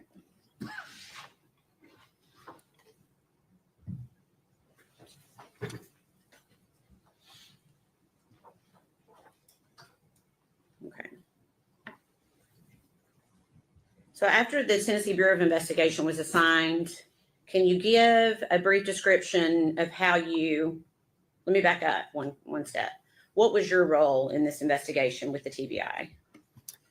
I was assigned as the TBI case agent Okay, so that means essentially the lead case agent over the case for the TBI. for TBI, yes.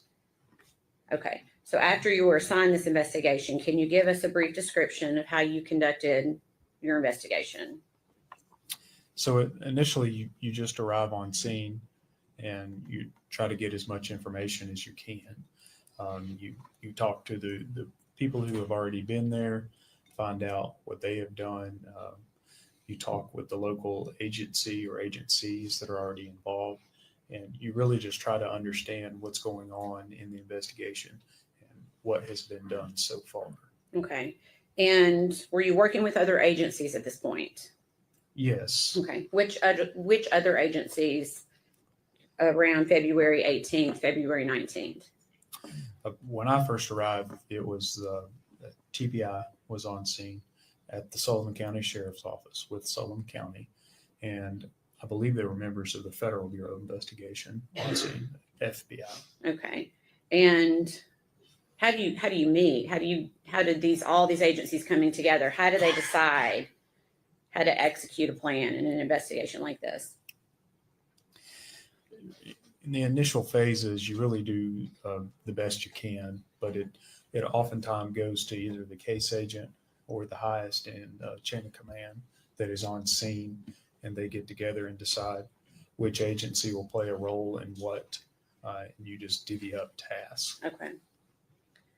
As part of what you did you go to the trailer that Megan Boswell lived in with Evelyn prior to Evelyn going missing?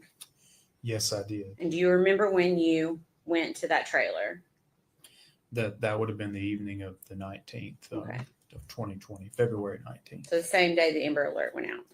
That is correct. Okay. Anyone go with you to that trailer? Yes, investigator Tracy Haraz with the Sullivan County Sheriff's Office. Okay. Why did you go there?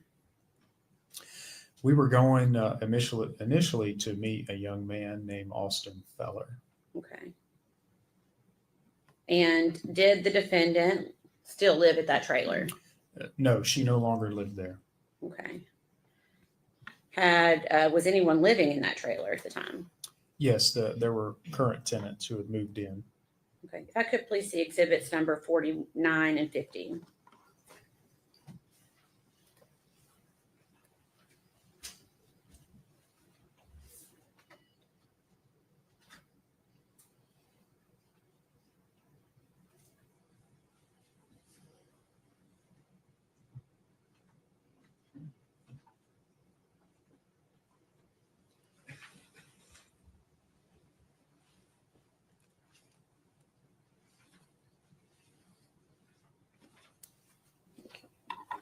I'm going to show you two documents that have already been introduced into evidence.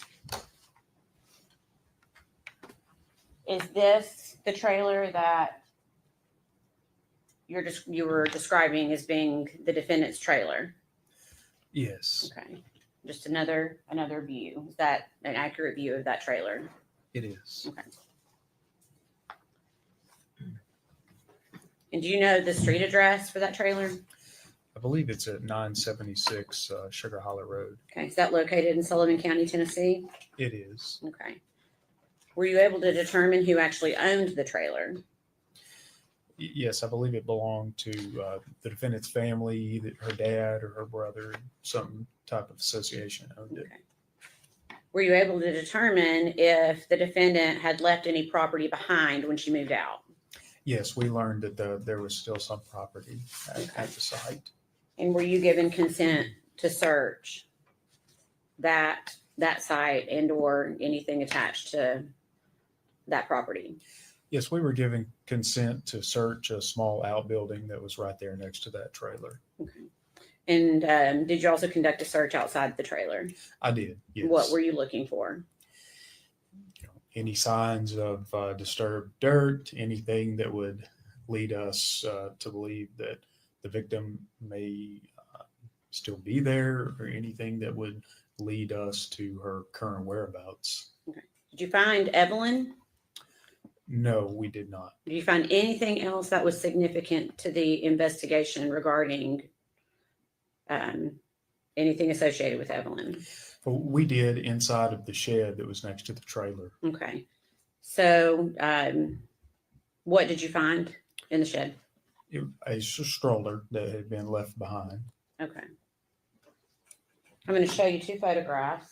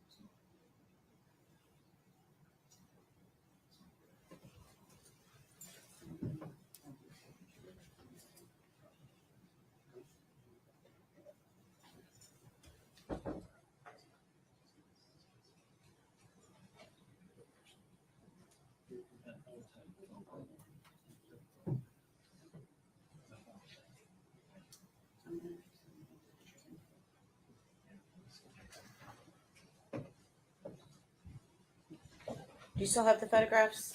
All right, objection's overruled. Yes, you. I do. You still have the photographs? Okay, I do. okay. Do you recognize those photographs? Yes. What is it? These are two photographs of the stroller we found that evening. Okay. And were you able to determine whose property that was? Yes, this belonged to the defendant. Okay. So when you say belonged to the defendant, you found it where again? In the shed that's essentially not attached, but very close to the trailer where the defendant was living. Okay. So it did not buy, you said there were new tenants in that trailer. That is correct. Okay. They indicate that was their stroller. No, they.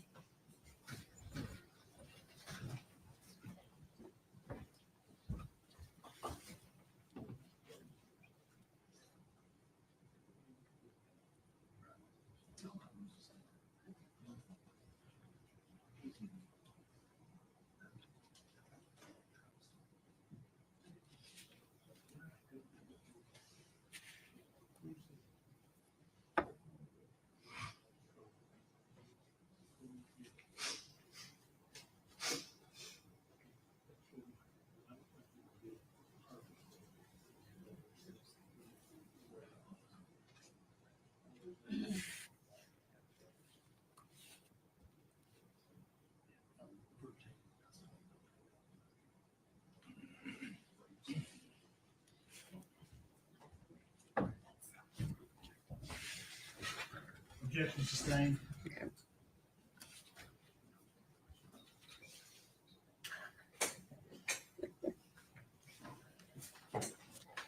Did you locate anything else of relevance to this investigation inside the shed? Not that I can recall. At this time, we're gonna, well, let me ask this. The photographs, are they fair and accurate representation of how the stroller appeared on that date? Yes. Okay, we'd ask those be made, if possible, collective exhibit number 186. The collective 186 of the defendant's objection.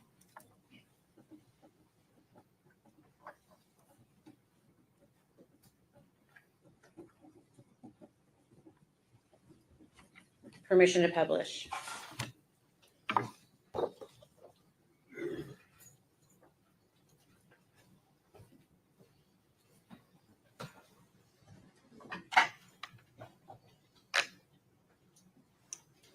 Is this the stroller that was inside the shed that day? Yes, it is. Is this just a side view of that same stroller? Correct.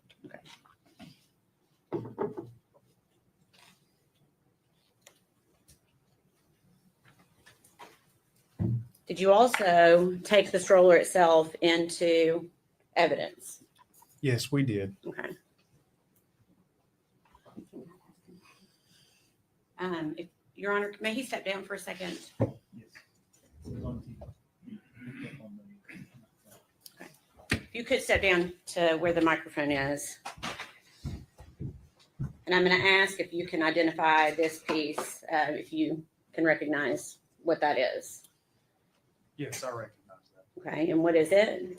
It's the stroller we found at the defendant's former trailer. Okay. We'd ask that be made exhibit number 187. Be full exhibit 187, over objection.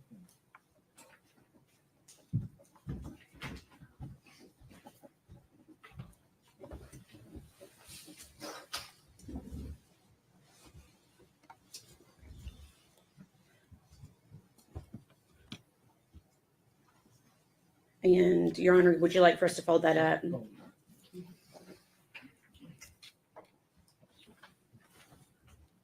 They're not always the easiest. Ooh, good job.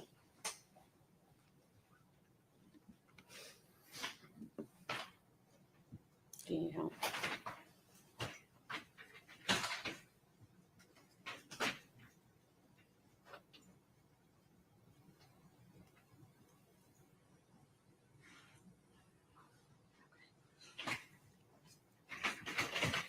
see if we can roll it under the table. That'll work. There you go. Thank you. Okay. So I'm assuming, was law enforcement working long hours during these first few days? Absolutely. Did you attempt to interview the defendant about Evelyn? Yes, later that night.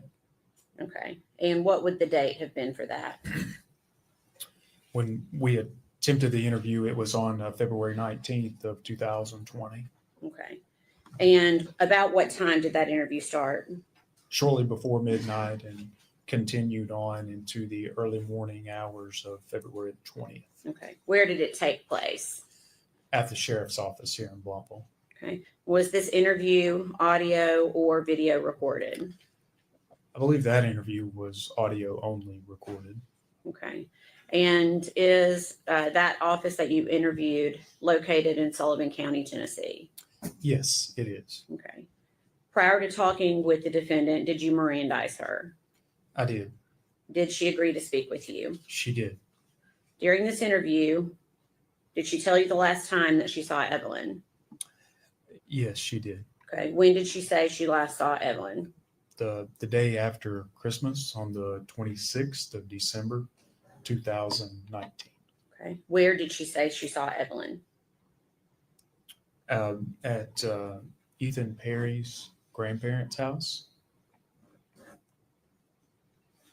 Who did she say Ethan was in relation to Evelyn? She had told us, or the defendant being she, had told us that Ethan Perry was Evelyn's father. Did you talk with her about where Ethan was living? I did, yes. Okay. What did you tell her? Told her that, we had learned that Ethan was full-time in the military and was currently living on a base in Louisiana, I believe, and was living in a barracks on a base. Had law enforcement already talked to Ethan at this point? Yes, they had the Army's branch of CID. Okay. And did you tell the defendant that? I did. What did you tell her about Ethan and Evelyn? I essentially just told her that law enforcement had cleared that idea that Ethan had Evelyn inside of a barracks. And Okay. Did Megan stay with that story about Ethan? at that time, she maintained that all she knew was that Ethan had Evelyn. Okay. And where did she say that she had been living? As of recently, she told us, the defendant told us she had been living with her boyfriend, Hunter. Okay. Did you ask her if Hunter could have hurt Evelyn? I did. I asked that specifically. What did she say? The defendant said that Hunter would not do that. Did you ask her if Hunter had been around Evelyn at all? I did, yes. And what did she say? Essentially, no. At that point, she said Hunter had never been around Evelyn. Okay. Did she say if Hunter had ever babysat Evelyn? We were told by the defendant that Hunter never babysat Evelyn. Did she say if Hunter had ever held Evelyn? The defendant told us that Hunter had never held Evelyn. Okay. Did you ask her if Evelyn had ever stayed at Hunter's house over on Sandy Point? Yes, I asked her about that, and the defendant told me that no, Evelyn had never stayed over at Hunter's residence. Okay. Prior to when she said she left Evelyn with Ethan, did she indicate whether she'd ever left Evelyn with Ethan in the past? She told us that Ethan had never kept Evelyn alone prior to that day. Okay. Did she tell you whether or not Evelyn had met Ethan before? They had been introduced, I believe, briefly prior to that day on a trip to Texas. Okay. Did the defendant tell you how many times she'd seen Evelyn after leaving her with Ethan in December? I believe that we had talked about that. Yes. Okay. Do you recall how many times she said she'd seen Evelyn? I don't think she had seen Evelyn at all after that December 26th date. Sorry to object. I'll not make the objection if we approach the bench.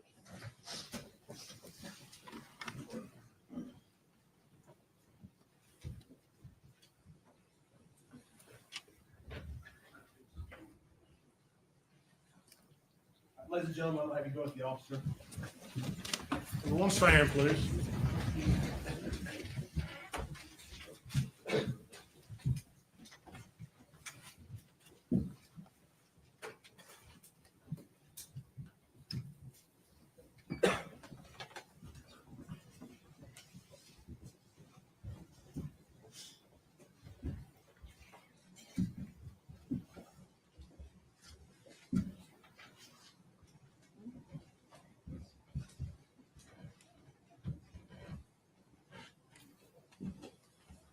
You may be seated. Thank you. We'll take about a 15-minute break. Mr. Gatz, please do not discuss your testimony with any other witness during the break. We'll allow them to discuss their testimony. Court stands in recess.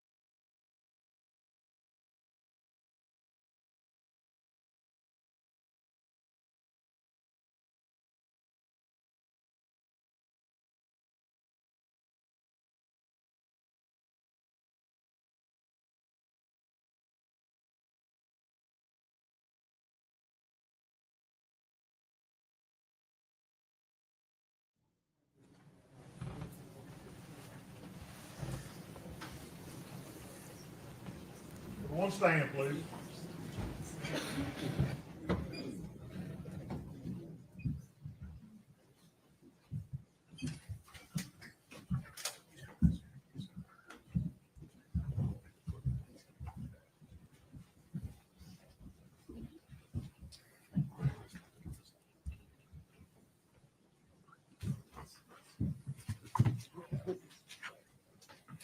You may be seated. Thank you. General, you may continue your direct. Thank you, Your Honor.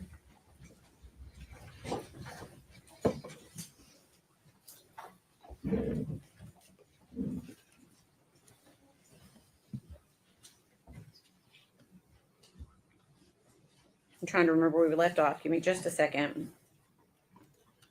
Okay.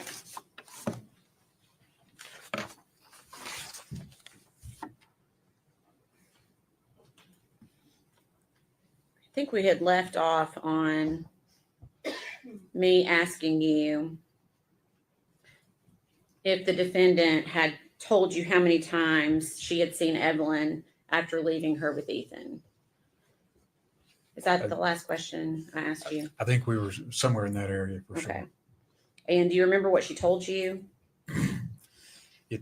I believe what she said was that she had not seen Evelyn since that day. Okay. Did she tell you that she had been trying to get in touch with Ethan?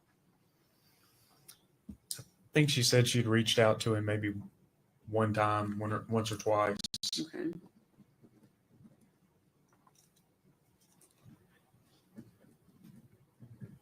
Did she ever tell you that she was getting worried about Evelyn and her safety? No, I think she said she just hadn't really given it a lot of thought.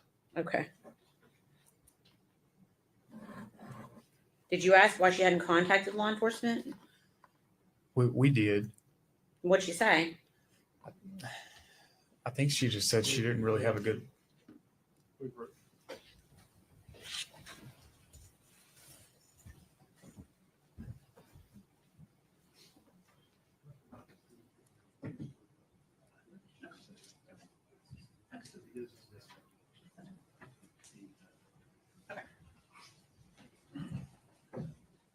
Sustained. Okay, so I'm going to ask, when I ask you a question, if you don't know the answer, you don't have to tell me.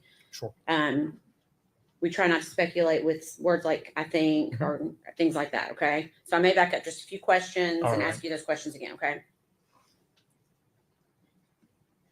Did Megan say she tried to get in touch with Ethan after the last time she had seen Evelyn?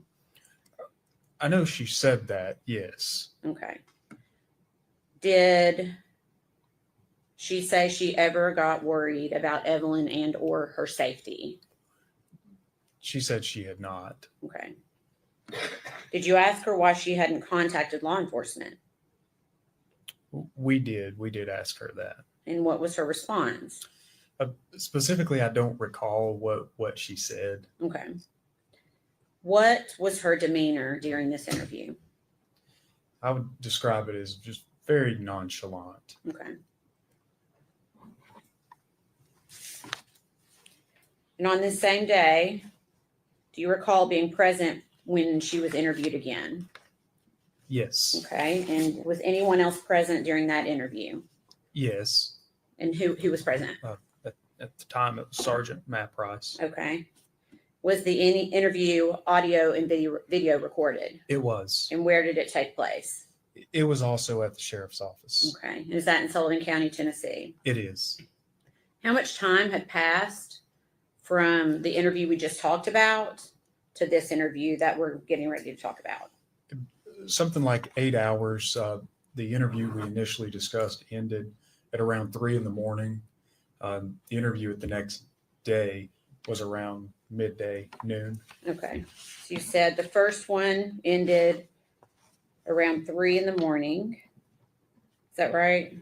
That is correct. And what time do you believe the second one began? It was around noon the following day, the Okay. 20th. Okay. Without going into the details of that interview, we're going to go ahead and jump ahead to The following day, February 21st, was the defendant interviewed again on February 21st. She was. Was anyone else present for that interview? Matt Price, Okay. Sheriff's Office. Okay. And was that interview also audio, video recorded? Yes, it was. Okay. Prior to that interview, had the Tennessee Bureau of Investigation collected some of Megan Boswell's property from the residents of Hunter Wood? Yes, a couple of our agents had collected some of her property. Okay. And did Megan Boswell give you consent to search and collect those items? She did. Okay.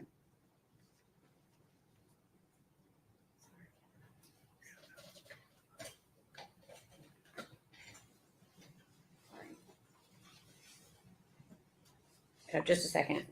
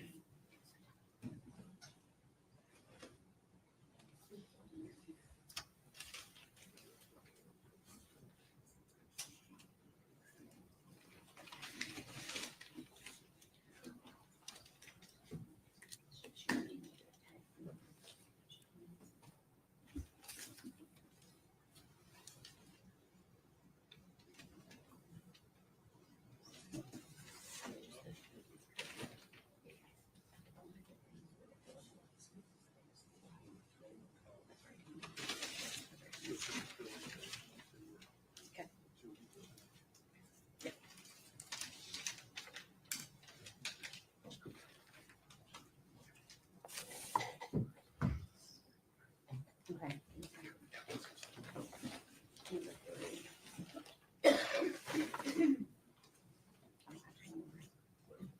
Okay. Let's pass you some items from evidence. Would you prefer, I'll just send back, Scissors up there. There's a pair of scissors. or do you want? Thank you. If you could, just, there should be some gloves up there. Do you see gloves up on the table? I do. I'm putting them on now. Okay.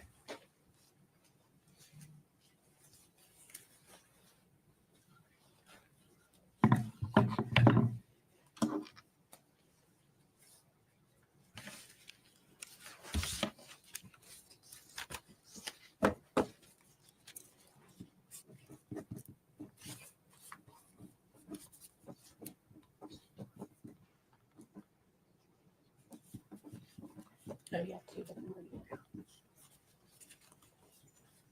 Tell me the number.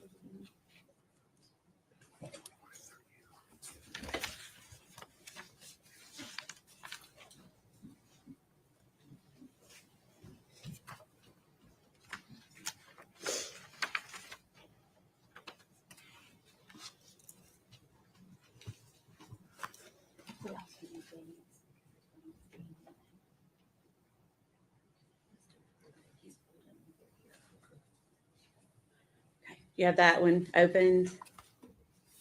No, I was sort of waiting on you to That's ask okay. a question. If you could go ahead and open that item.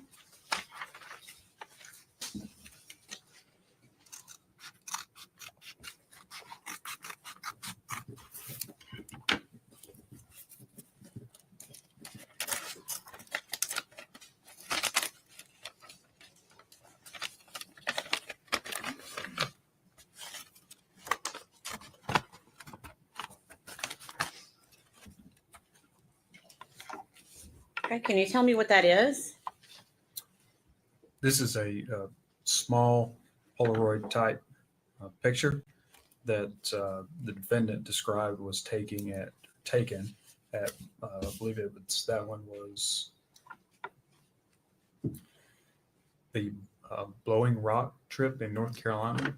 Okay. And to your knowledge, is there a date at all on that? There may not be, I don't know. This photograph does not have a date on it. Okay.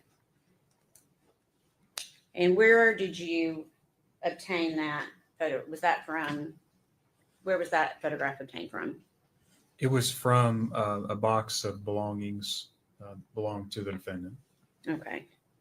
We'd ask that be made exhibit number 188.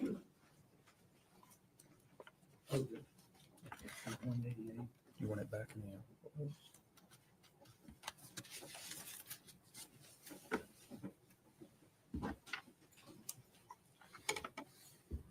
May we publish, Your Honor?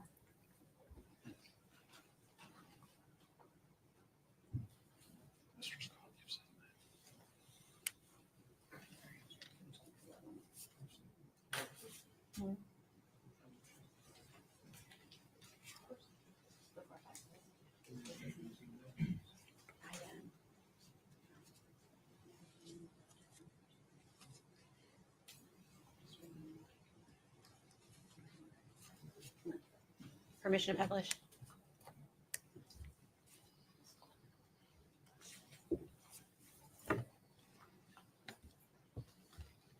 Okay. And how did you know what this was a photograph of? At the time during the interview, myself and Sergeant Price were sitting there with the defendant, pulling these items out, asking her to describe these items to us. Okay. And she described that as being from Blowing Rock. That's correct.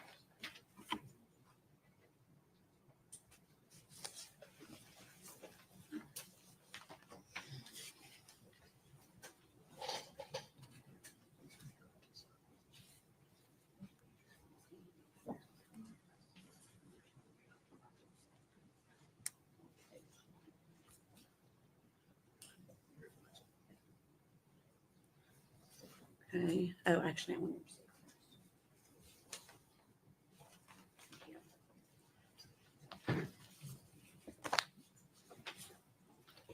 Can I get that exact knife?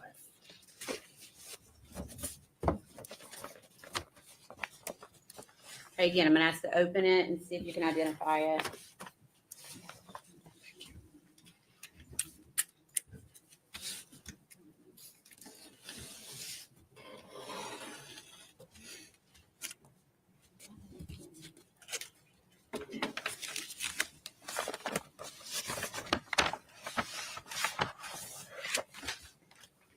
All right.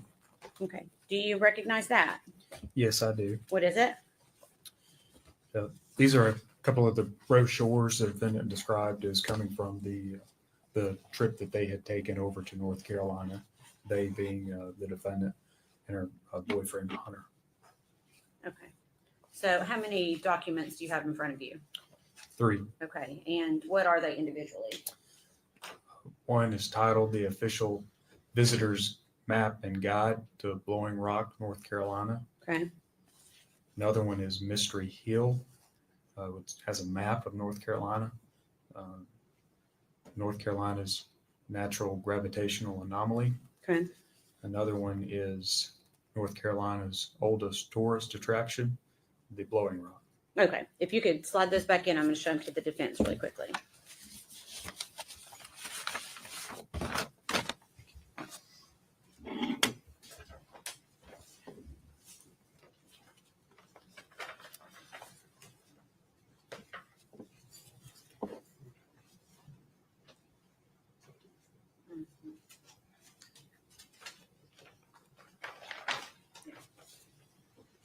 Your Honor, we'd offer this as exhibit number 189, please.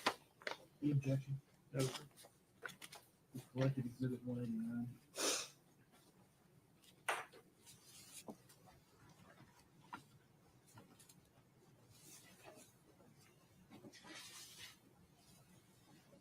And where did you find those brochures?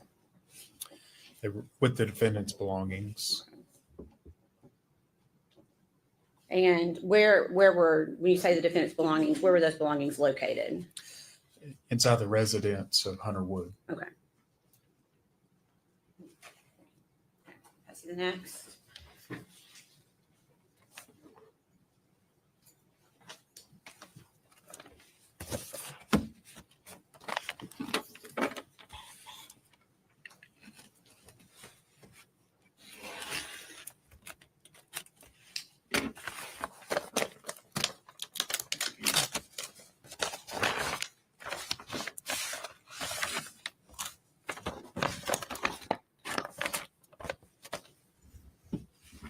Okay. Okay. Do you recognize that? Yes, I do. Okay. What is it? These are photographs of the defendant and Hunter Wood. Okay. And is that also something that you collected from her belongings? Yes. Okay. Does it appear, well, if I could just pass those back first and let Mr. Scott take a look at those.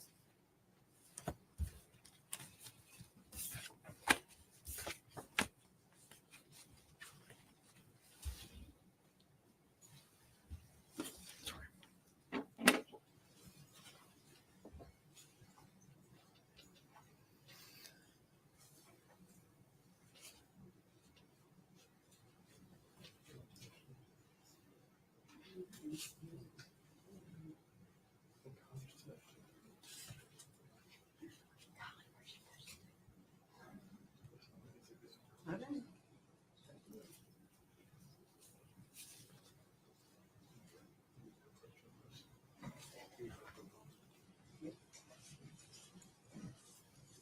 Can we approach?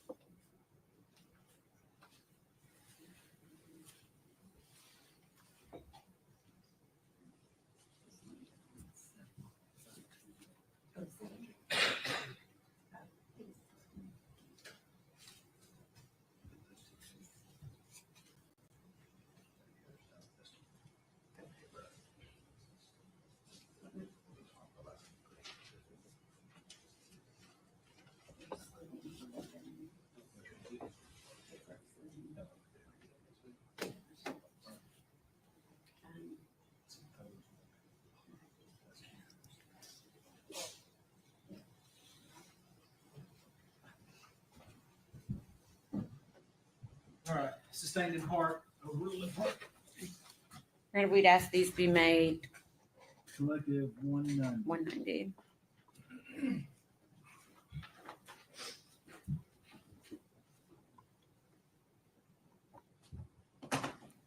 Permission to publish. Okay.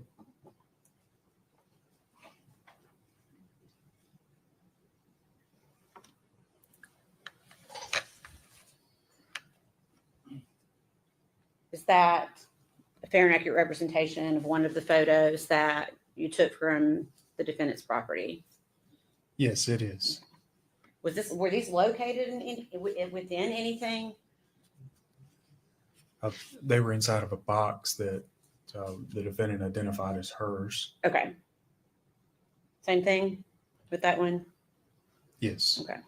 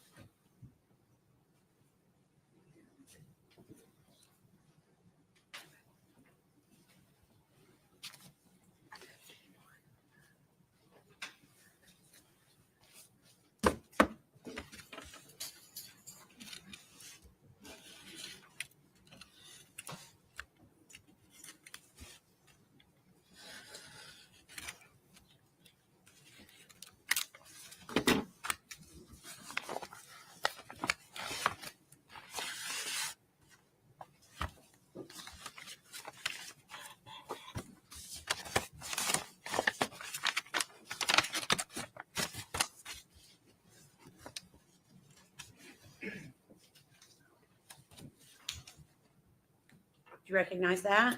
Yes, I do. Okay. What is it? This is a card titled Thinking of You with Love. Okay. And does it have any names on it?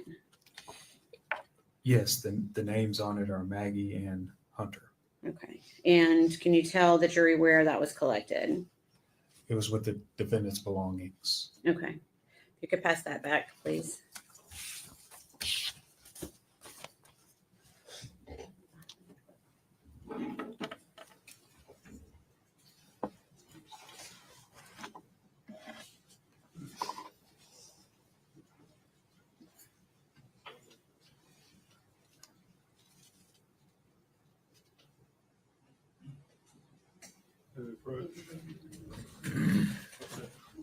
We resolved it. We resolved it. Resolved it.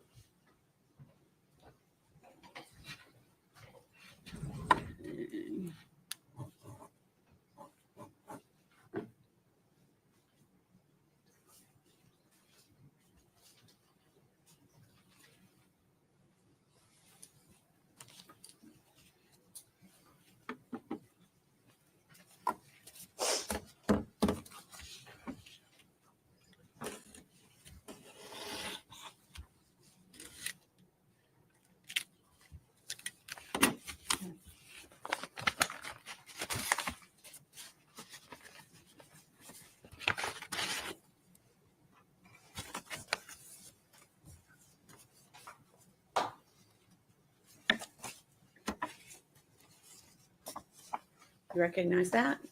Yes, I do. What is it?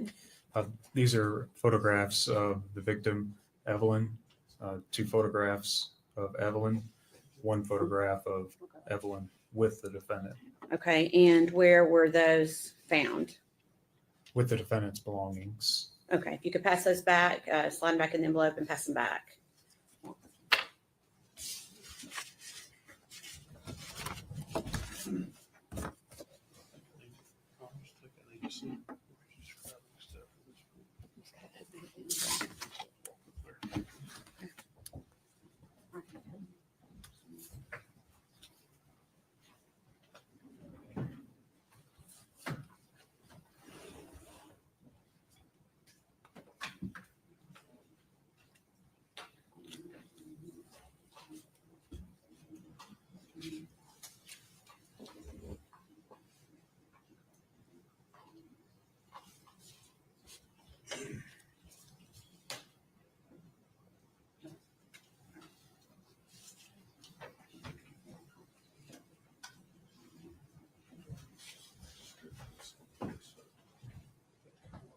Sustained.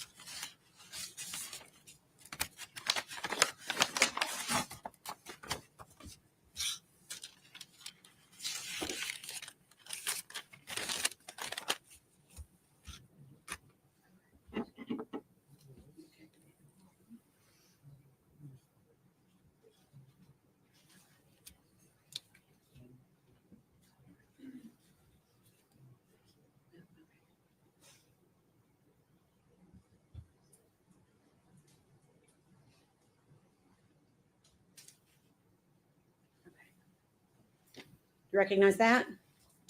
Yes, I do. What is it? This is a receipt from the Olive Garden on Northeastman Road in Kingsport, Tennessee. Okay. Was that also taken from the defendant's property? It was. Okay. Okay. We'd ask that be offered as exhibit number 191.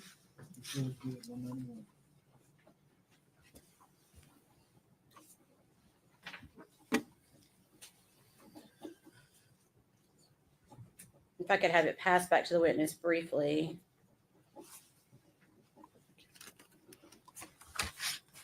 forgot to ask you, what is the date on that receipt? Is January the 11th, 2020. Okay, thank you.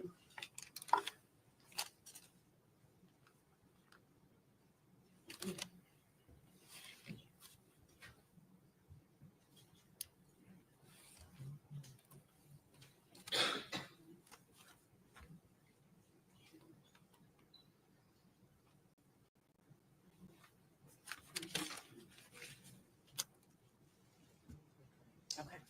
Okay. I'm going to ask if I could please have, and you saw that exhibit with you? You can pass that back down to the clerk.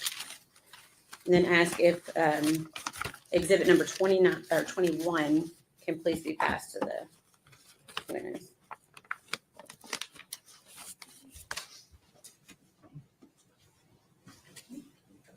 Nope, sorry, not 21.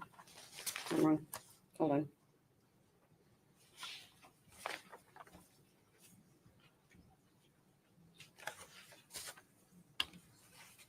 It would be number 91.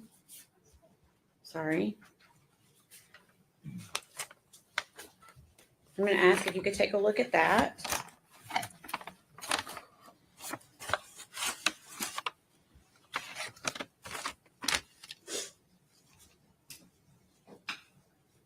And see if you recognize that. Yes, I recognize this. What is it? This is a shirt that belonged to the victim, Evelyn Boswell. Okay, where was that found? It was inside what the defendant referenced as a baby box. Okay. And where was that baby box located? It was with the defendant's belongings. At where? Hunter's residence. Hunter's residence, okay. Your Honor, we had previously marked that exhibit as number 91 for ID only. We'd ask that be made a full exhibit at this time. Okay. Which one is it?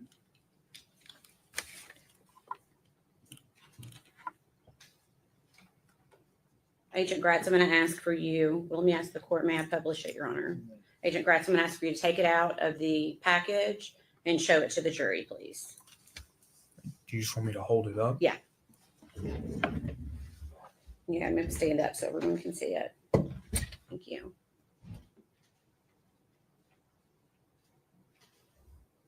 Okay, thanks. No.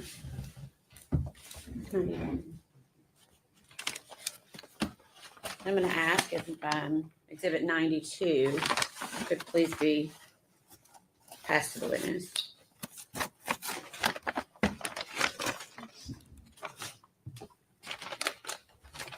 Same thing. I'm going to ask if you could open that exhibit and see if you can identify it.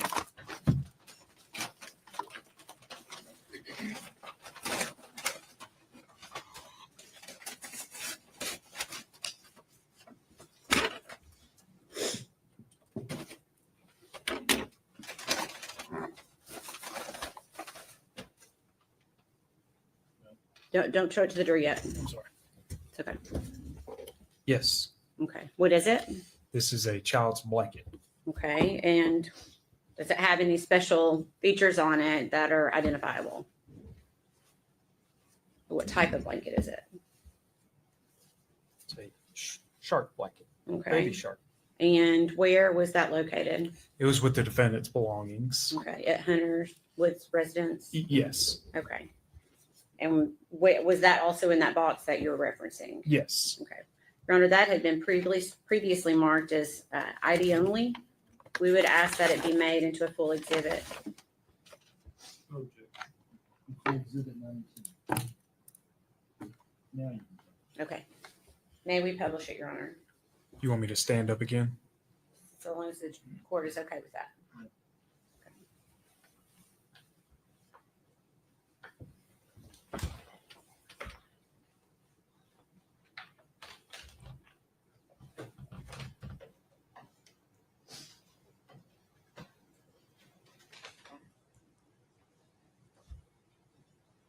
Okay, thank you.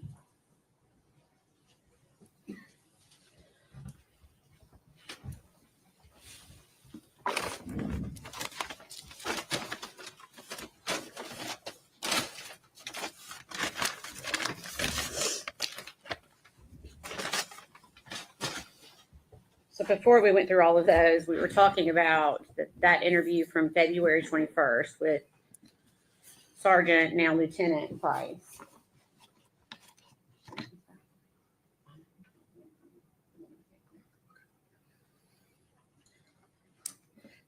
Was that interview audio and video recorded? Yes, it was Where did it take place? at the sheriff's office. And is that in Sullivan County, Tennessee? Yes, it is. During this interview, you discussed a second ago the term memory box. At some point, did you have an interview with the defendant regarding this memory box? Yes, I did. Okay. Can you tell the jury a little bit about, just briefly, what you did with the defendant? During that interview, we had what the defendant referred to as the memory box, and we pulled items out of it sort of one by one and had the defendant identify what each item was and the significance of each item, Okay. if any. And what was your purpose in doing that? You know, at that point, we were just following whatever leads were coming in. We had received that property, and we were trying to identify what it was, determine how it was relevant, and also establish a timeline for the last known whereabouts of Evelyn Boswell. And did the defendant freely and voluntarily go through that box with you? Yes. Okay. Give me just 1 second.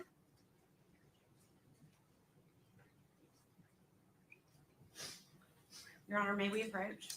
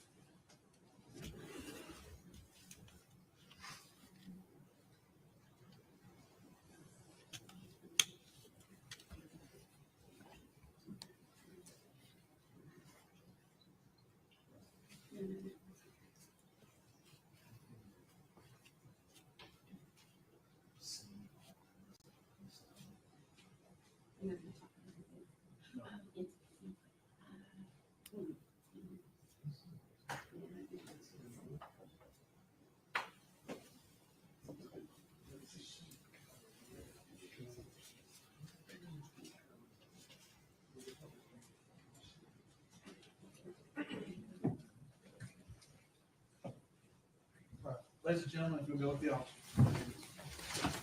One stand, please.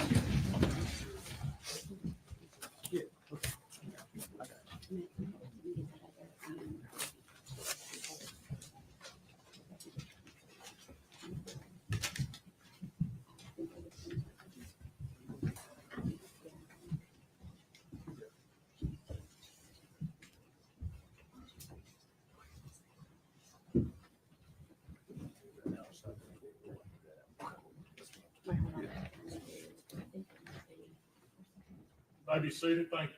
All right, we'll be in recess. 10 or 15 minutes. You want to take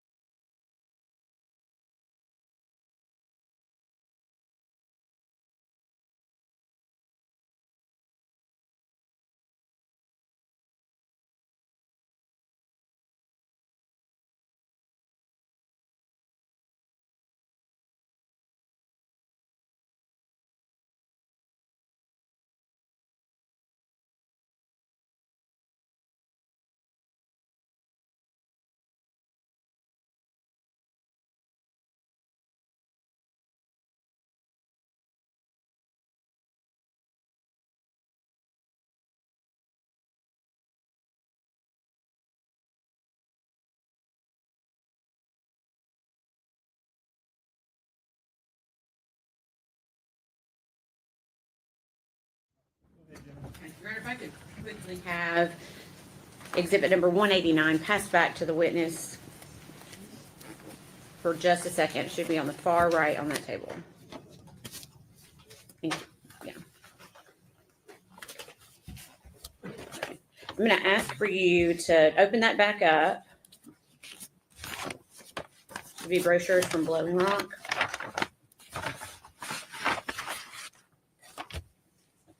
Is that right? That's correct. Okay. If you could look into those brochures and see if you anything that indicates a date.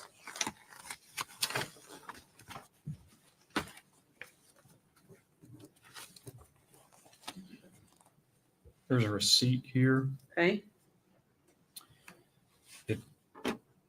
The date indicated is January the 19th, 2020. Okay. Thank you. Okay. That's all I need from that. Thank you.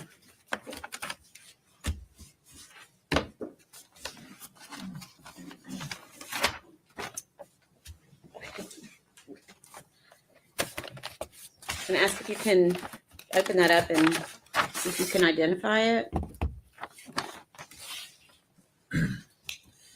Yes, this is like a memory book that says "Hello, Baby" on the front, and it appears to have an ultrasound. And where was that found? It was with the defendant's belongings, Okay. At what location? Hunter's residence. Okay. Okay. We will ask to be moving that as exhibit number 192. Any objection? No objection for our agreement. That's great.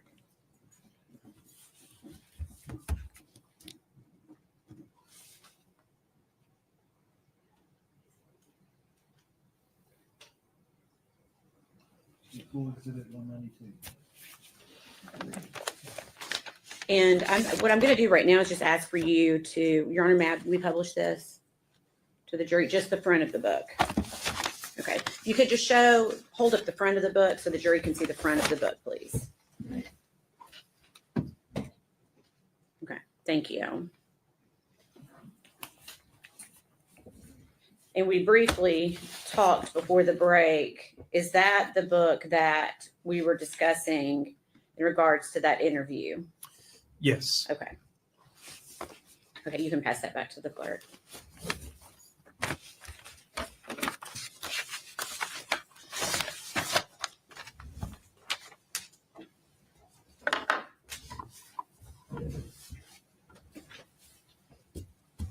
At some point, did the defendant tell you someone other than Ethan allegedly had Evelyn? She did. Yes. And who did she allege had Evelyn? After a period of time, the defendant told us that her mother, in fact, had Evelyn Boswell. Okay, is Her that, mother- I'm sorry, go ahead. And her mother's name is Angela Boswell, Okay. also referred to as Angel from Okay. time to time. And were you able to locate Angela Boswell? Yes, she was located And where was she located? in Wilkes County, North Carolina. Okay. Was she with anyone? She was with a man named William McLeod. Okay. Did Angela have Evelyn? No, she did not. Okay. At this point in the investigation, had anything led you to believe that Angela had Evelyn at any point? No. Okay. Did you yourself end up going to North Carolina? Yes, I did. And why? To interview Angela Boswell and William McLeod. Okay.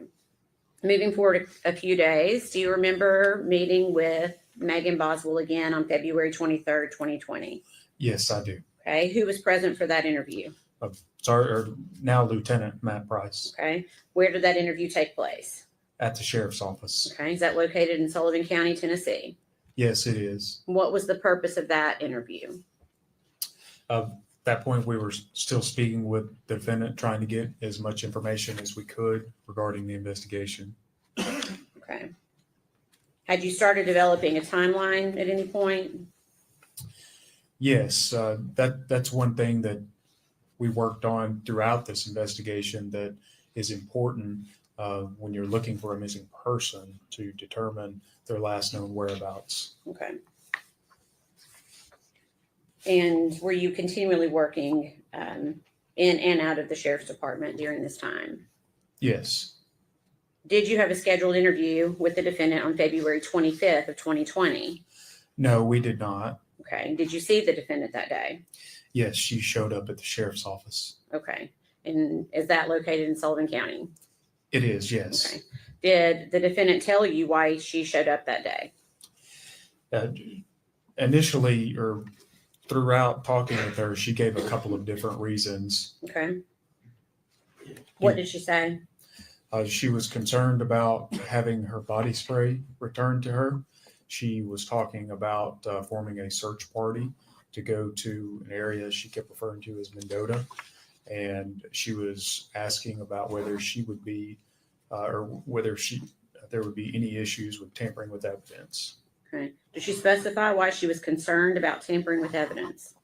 The defendant told us that someone had told her that she might get arrested for tampering with evidence. Okay. Had law enforcement heard about Mendota? Yes, the Mendota had been brought up a few times as a possible place to search. Okay. Did the defendant at this time show you any concern for Evelyn? She did not.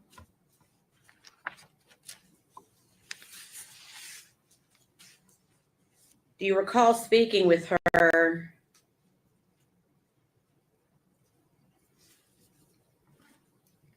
in a different manner to try to get her to give you more information about where Evelyn might be? I'm sorry, could you clarify that for me? Did you give her any possible scenarios?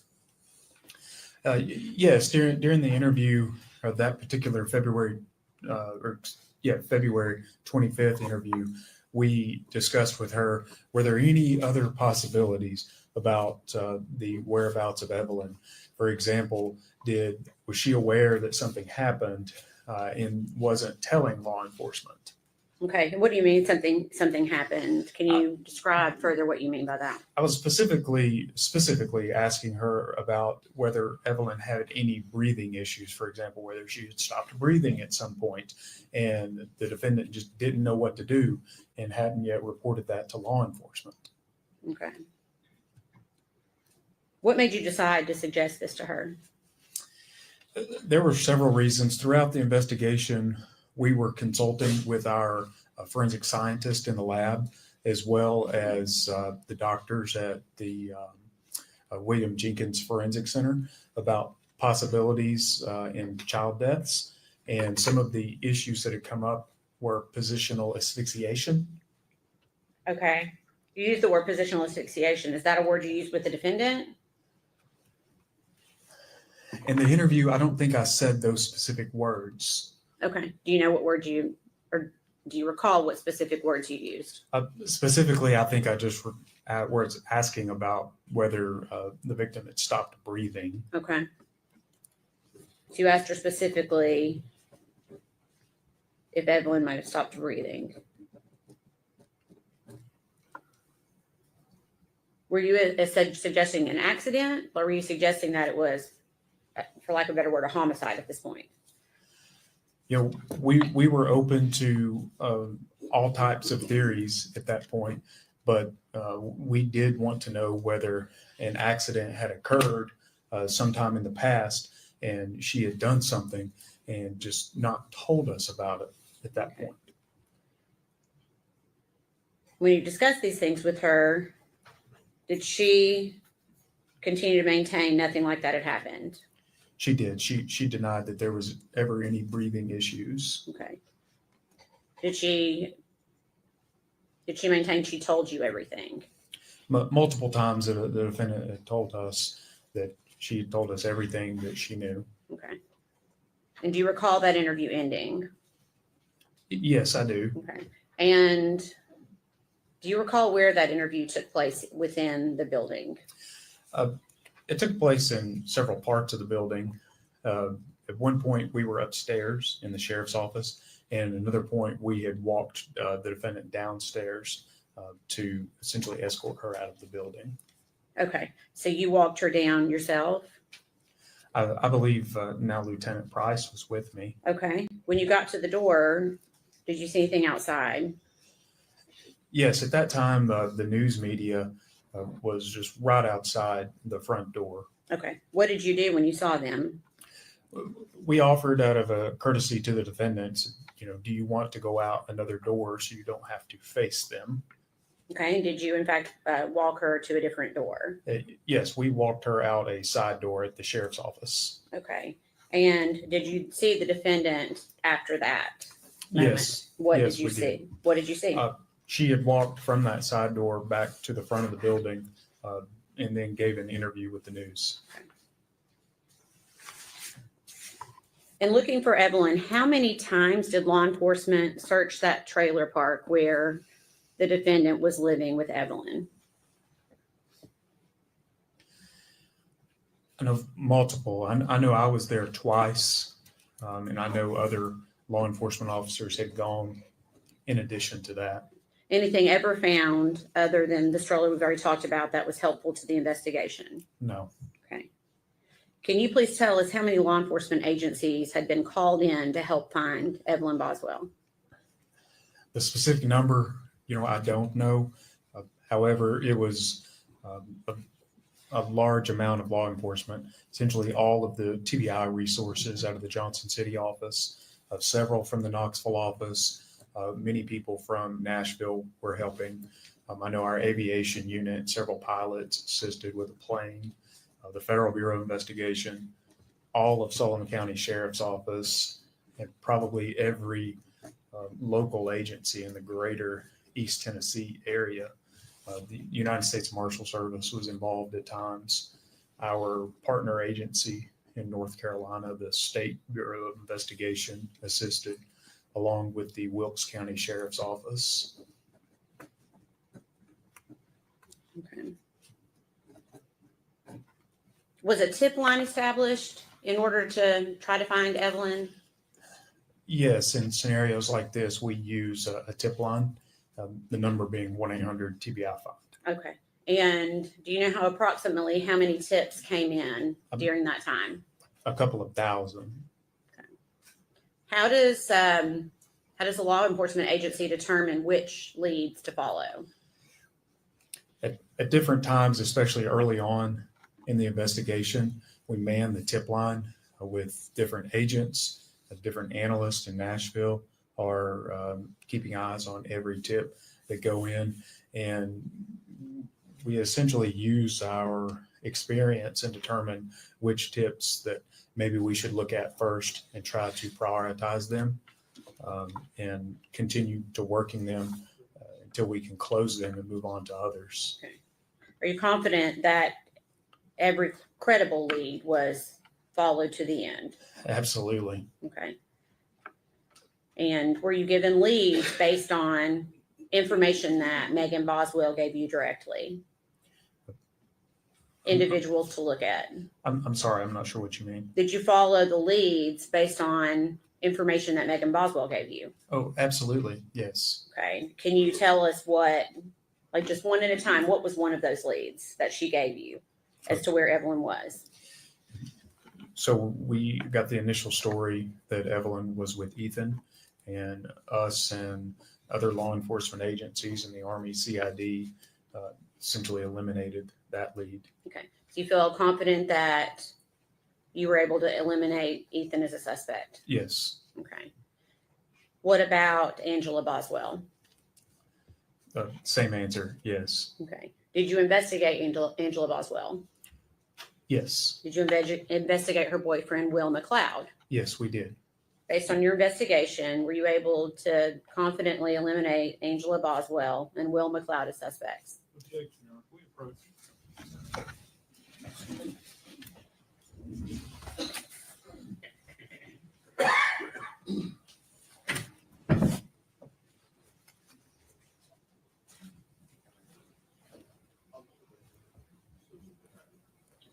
Sustained. Objection sustained. Okay. I'm going to rephrase the question, okay? Were you able to eliminate Angela Boswell and or Will McLeod, her boyfriend, as suspects in this case? Yes. Okay. What about Mendota? Yes, that area was thoroughly searched by multiple law enforcement agencies, and we never found any bit of information or evidence that linked to that area to Evelyn Boswell. Can you briefly tell the jury what Megan Boswell had told you about Mendota? The defendant kept referencing campgrounds in Mendota. I wasn't really sure what she meant at the time, but she kept bringing up, you should go to Mendota. And she just kept bringing it up. Okay. Was Mendota investigated? It thoroughly, yes. Okay. Were you able to locate anything of importance to this investigation in Mendota and or at a campground in Mendota? No, nothing. Okay.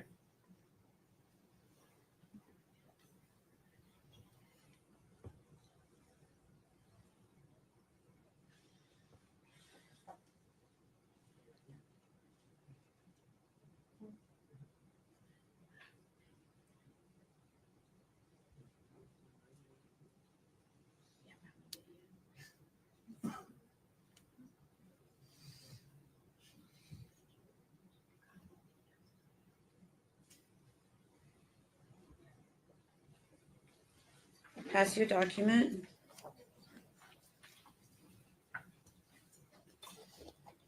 Ask if you can identify it. Yes, I recognize this. Okay. What is it? This is an application for applying for a residence at Overlook Apartments. Okay. And can you tell us why you looked at Overlook Apartments? We were given information that the defendant had applied to live there with her boyfriend, Okay. Her boyfriend. Hunter Wood. Okay. And is that something that was collected from Overlook Apartments? Yes, Is that a fair and accurate representation of what was collected from Overlook Apartments? yes. Okay. We'd ask that be. Yeah.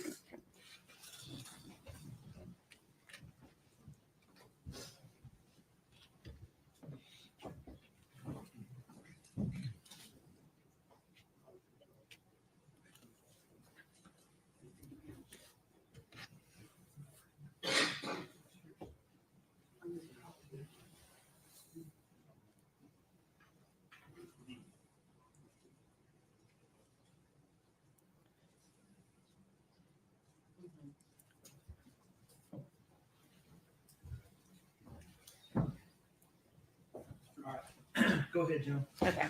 Objection, Mr. Crum. We would ask that be admitted as exhibit number 193. Before exhibit 193.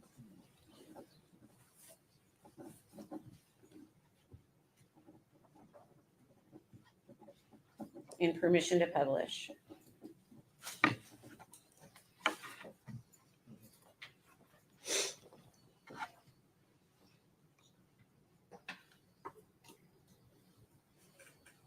Okay. Oops. Okay. Is this the application you were just talking about? Yes. Okay. Do you recall when they were looking, or does this say, when were they looking to try to get an apartment at Overlook Apartments? January the 4th, 2020. Did you learn how many occupants that the defendant and Hunter Wood put on their application? Yes, 3. Okay. Did you talk to the defendant about who the third occupant was going to be? Yes, I did. Did the defendant say the third occupant was going to be Evelyn Boswell? No. Okay, go ahead, sorry. The defendant told us that at that time she was pregnant and the third occupant was for the unborn baby. Okay. So then did you go one step further and ask her why Evelyn was not listed on that application? Yes, yes, I did. Okay, what did she say? She told us it was not Evelyn because Hunter either would not or did not want Evelyn to live with him. Okay. Was she able to explain where Evelyn was going to be living then, if not with her and Hunter? No.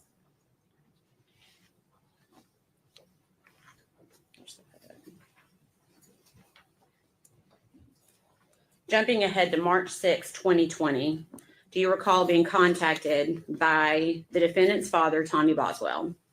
Yes.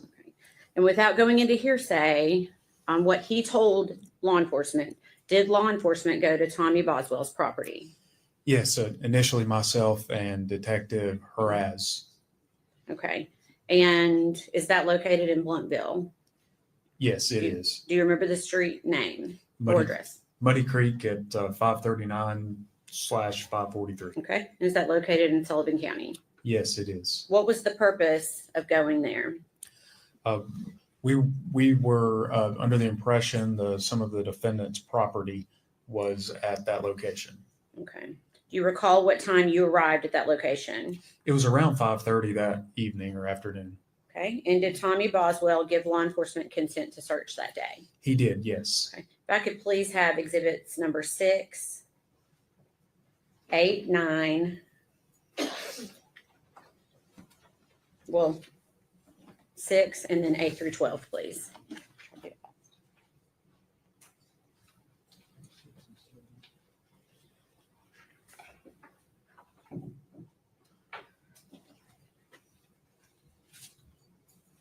Pass to the witness, please. Thank you. Sorry.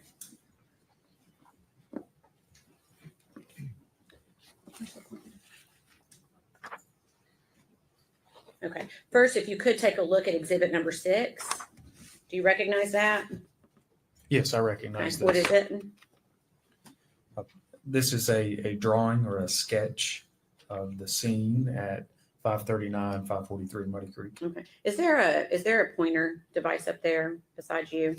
There's a flash. That's it. Okay. If you could pass the Yes. exhibits to me, we'll try to do it that way to make it quicker.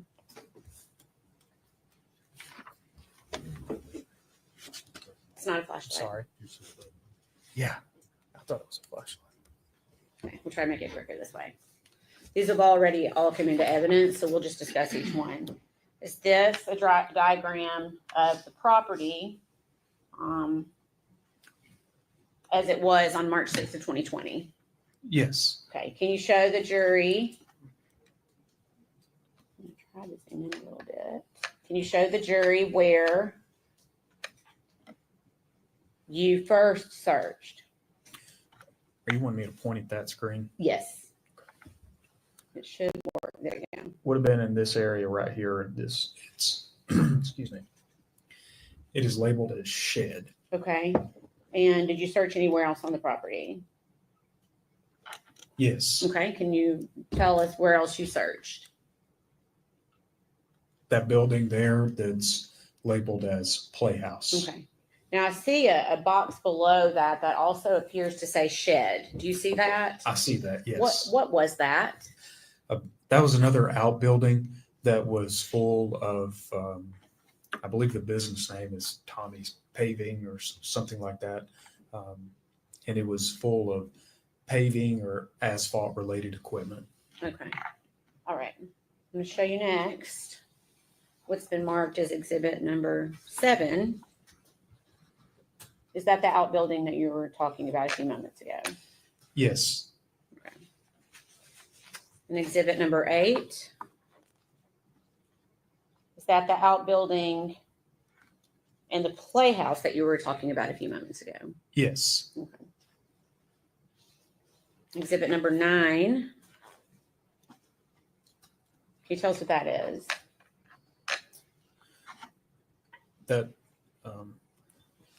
That is a photograph of the outbuilding or shed where it shows either the defendant's or some of Evelyn's belongings. It's essentially the shed with the door open. Correct. Okay.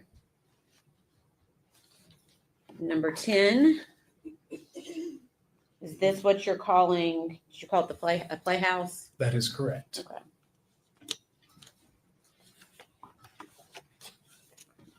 Exhibit number 12. Is that just the playhouse with the door open?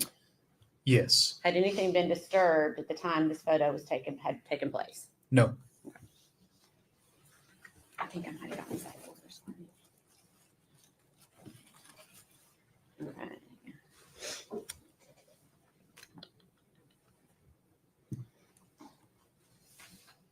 Okay.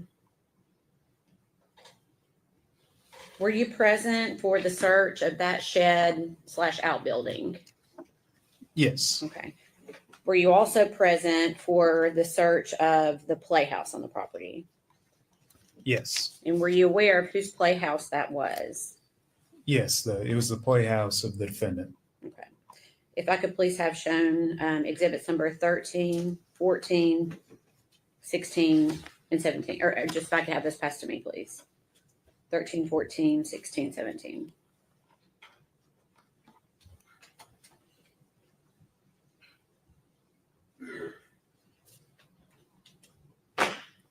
Thank you. These have already been admitted into evidence. First, exhibit number 13. If it,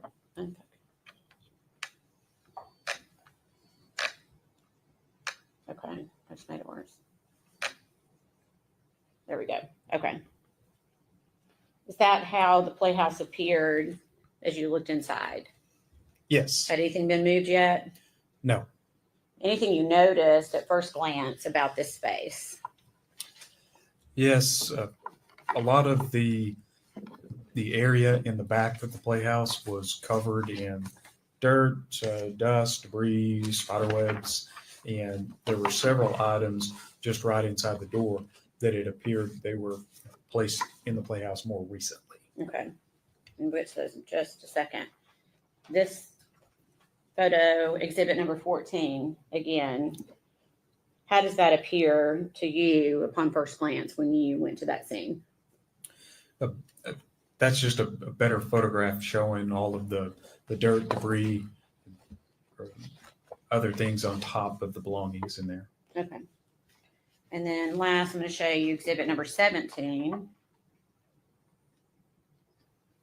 Had anything been moved prior to this photograph being taken? No, And if you look closely, it's hard to tell. Can you see the black trash bag in this photo? yes, Okay. And again, were you present when the trash bag was removed?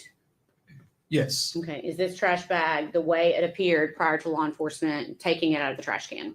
yes. Okay. I'm going to hold on to 17 for just a second.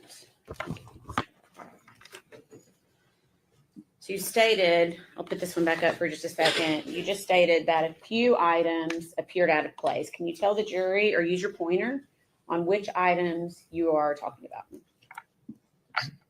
These trash bags Okay. right here Mm-hmm.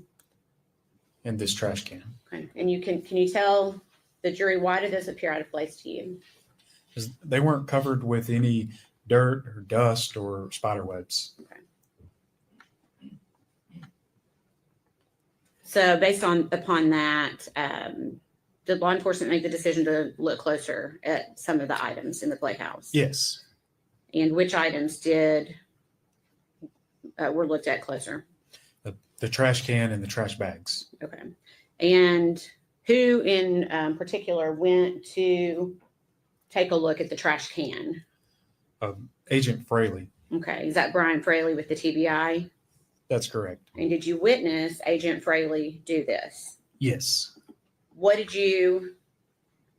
to do this kind of in steps. What did you see Agent Fraley do first? Just reach in for the trash can. Okay. And does he pull anything out of the trash can at some point? Yes. What does he pull out? Initially, the bags that were on top. Okay. And did you notice anything at the time that he pulled the bag on top? Yes. What did you notice? A couple of things. There was some things that looked like flesh in a sort of this part of either an elbow and an arm or the part of a knee and a leg, and noticed immediately the smell of human decomposition. Okay. Had you noticed that smell prior to that trash bag being removed? No. Okay. And again, in looking at this photo, actually, I'll pass that back up. If I could please have number 18 and 19. And 42, please.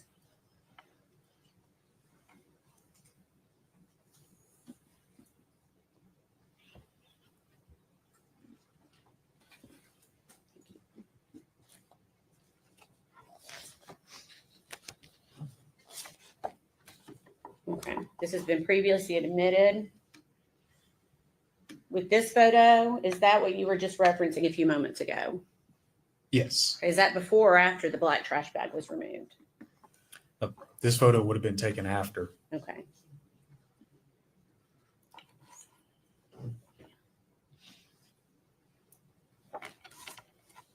So now, did you think that was a baby's leg?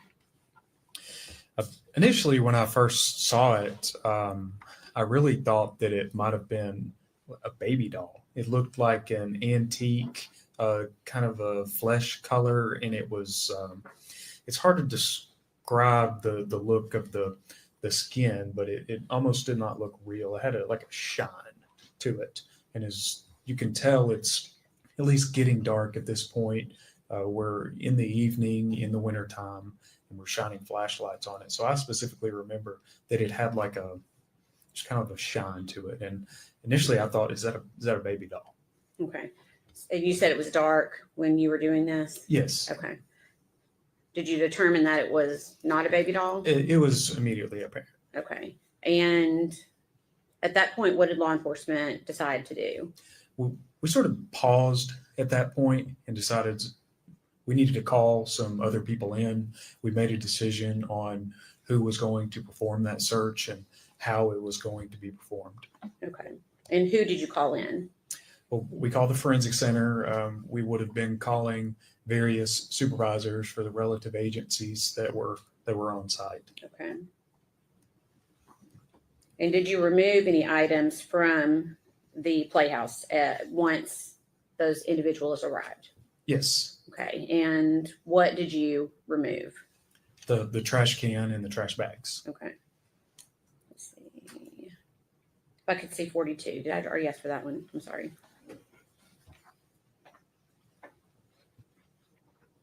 And I'm going to be asking for 22 through 27 in a second. If that helps.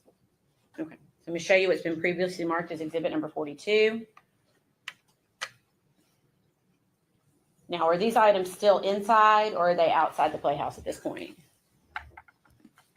Can you tell, or do I need to? It might help about that helps a little bit. As far as it goes. It's a little dark on the screen. Would It you like to is. see the exhibit Yes, itself, that or the would photograph help. itself?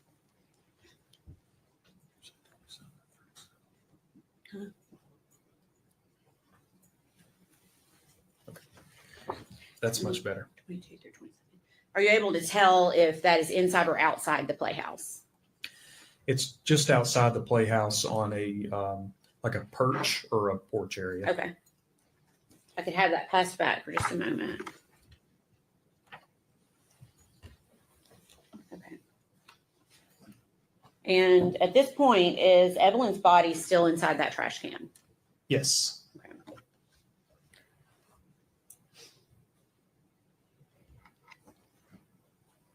Did law enforcement start the process of removing Evelyn from the trash can? Yes, we did. Did that take place there? Or did it take place at the forensic center? Removing the items in body. the trash can. Yes. It took place there on scene.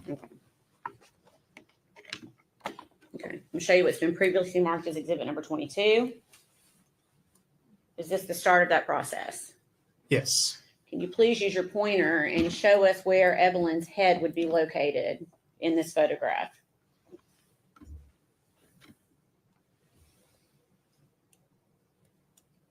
Let's see. It's pointing it the wrong way. It would be down in this Okay. area. Okay. So essentially she was head down in the trash bag. Is that right? That's correct. Objection, Cliff Roach.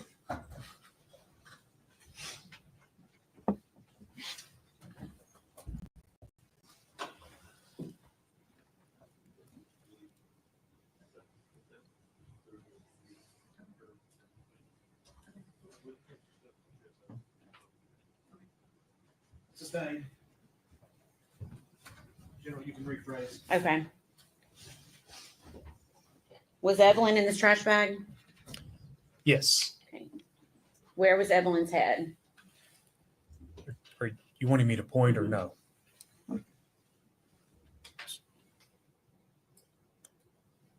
In this area. Okay. Can you tell me, well, that's all I need on that one. Okay.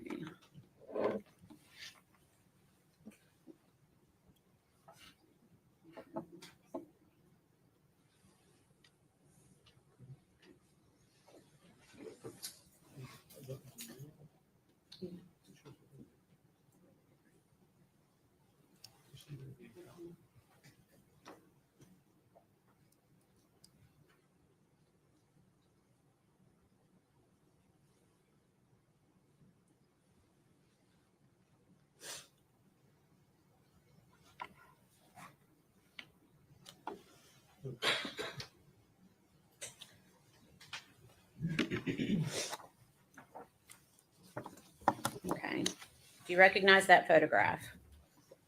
Yes, I do. Okay. What is it? This is a continuation of the photographs that were being taken at the time I was taking the photographs. Okay. You can see the continued process of removing the contents from the trash can. Okay. Is that a fair and accurate representation of how that looked on that date? Yes. We'd ask that be made exhibit number 194.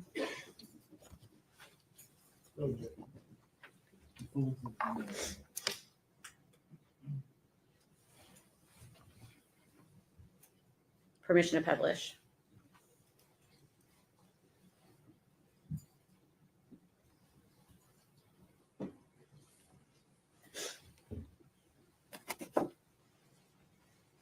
Okay. Can you tell the jury in particular what you noticed about the trash bag here, if anything? Yes, this is a really good representation to show how the bag was packed down in the can. As you can see, essentially the outline of the can, the bag has maintained the shape when being pulled out of the can. Okay.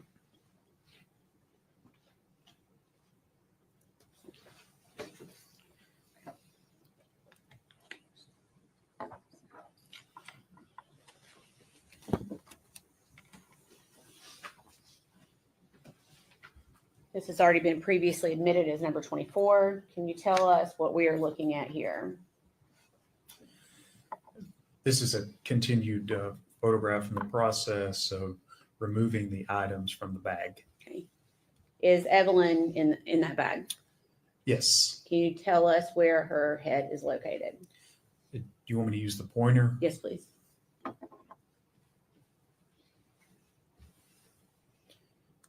It would be down in this area here. Can you tell me what's depicted in this photograph? This is the body of Evelyn Boswell. Okay. And can you tell us what we're looking at here? Oh. Using the pointer if you need to. Could you be more specific? What are we looking at? Okay. So again, the body is inside of these contents or this blanket. Right here is a blanket. It's grayish, and you can really start to see it's a little difficult to see on the screen with what it's doing with the colors, but right in this area, you're beginning to see the outfit that Evelyn has on. And in addition to that, you're beginning to see the shape of the head of Evelyn right here. And this is aluminum foil that is formed around the victim's head.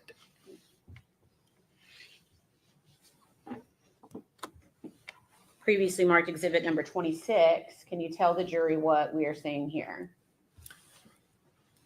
This is a photograph of the trash bag after Evelyn's body was removed from the trash bag. Okay.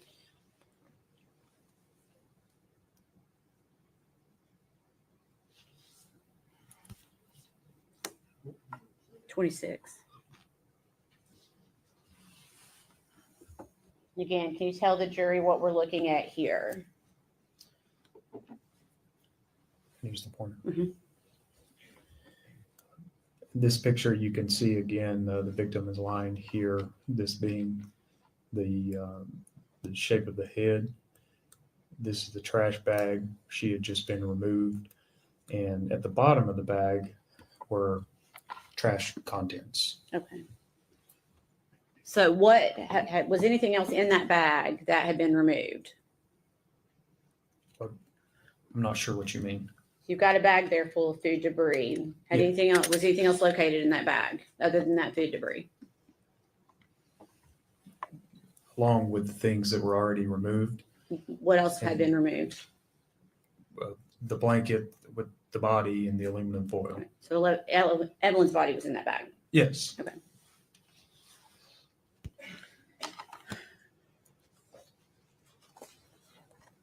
It's 34 and 40.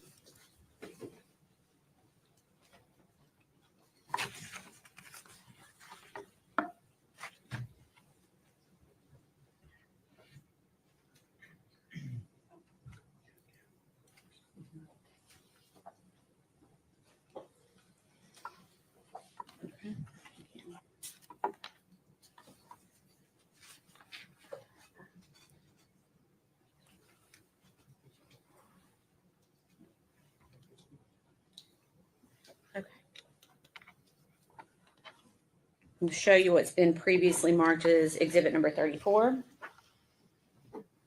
Can you tell the jury what they are seeing here? Yes, you can really start to see the outline of the body at this point, of the body of Evelyn. Which right here is the head with the blanket formed to the head. This is the outfit. That is Evelyn's hand. And this is a blanket that is wrapped around Evelyn. Okay, can you tell us where Evelyn's face is located? Would be right in this area. Okay. And I'm going to show you one more, previously marked as exhibit number 40. Can you tell the jury what they are looking at here? Yes, here I was focusing in on the trash can specifically for this item, Okay. which What was a piece of gum that was stuck to the side of the trash can. And was that collected? Yes. Okay. All right.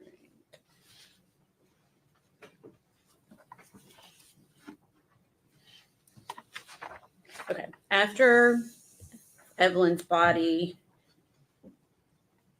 had been taken out, what was done with the foil, if anything?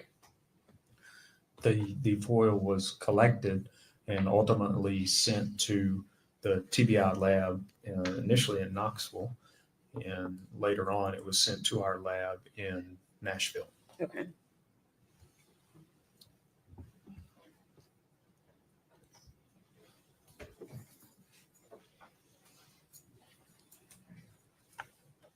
Okay. Ask if you recognize that. Yes, I do. What is it? This is a photograph taken later at the Knoxville lab of the aluminum foil that was collected. Okay. Is that a fair and accurate representation of the foil that was collected from the body of Evelyn Boswell? Yes. We'd ask that be made exhibit number 195. Any objection? That was good. And permission to publish. Full exhibit one.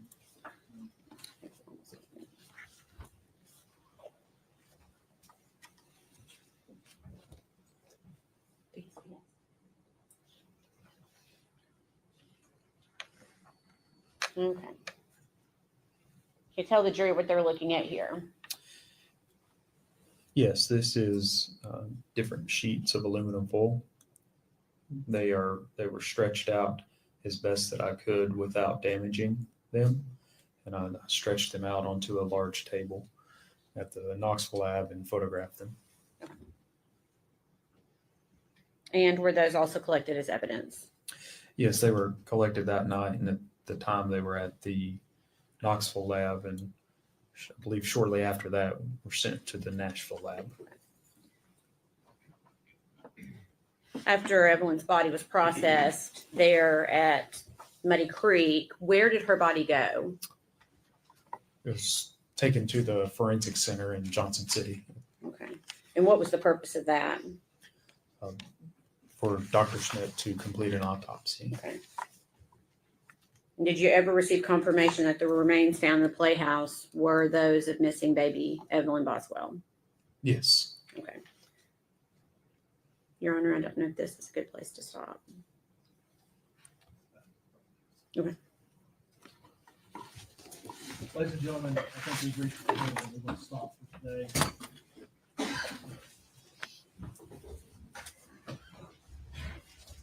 I'm going to admonish you not to communicate with other jurors or anyone else regarding any subject connected with this trial.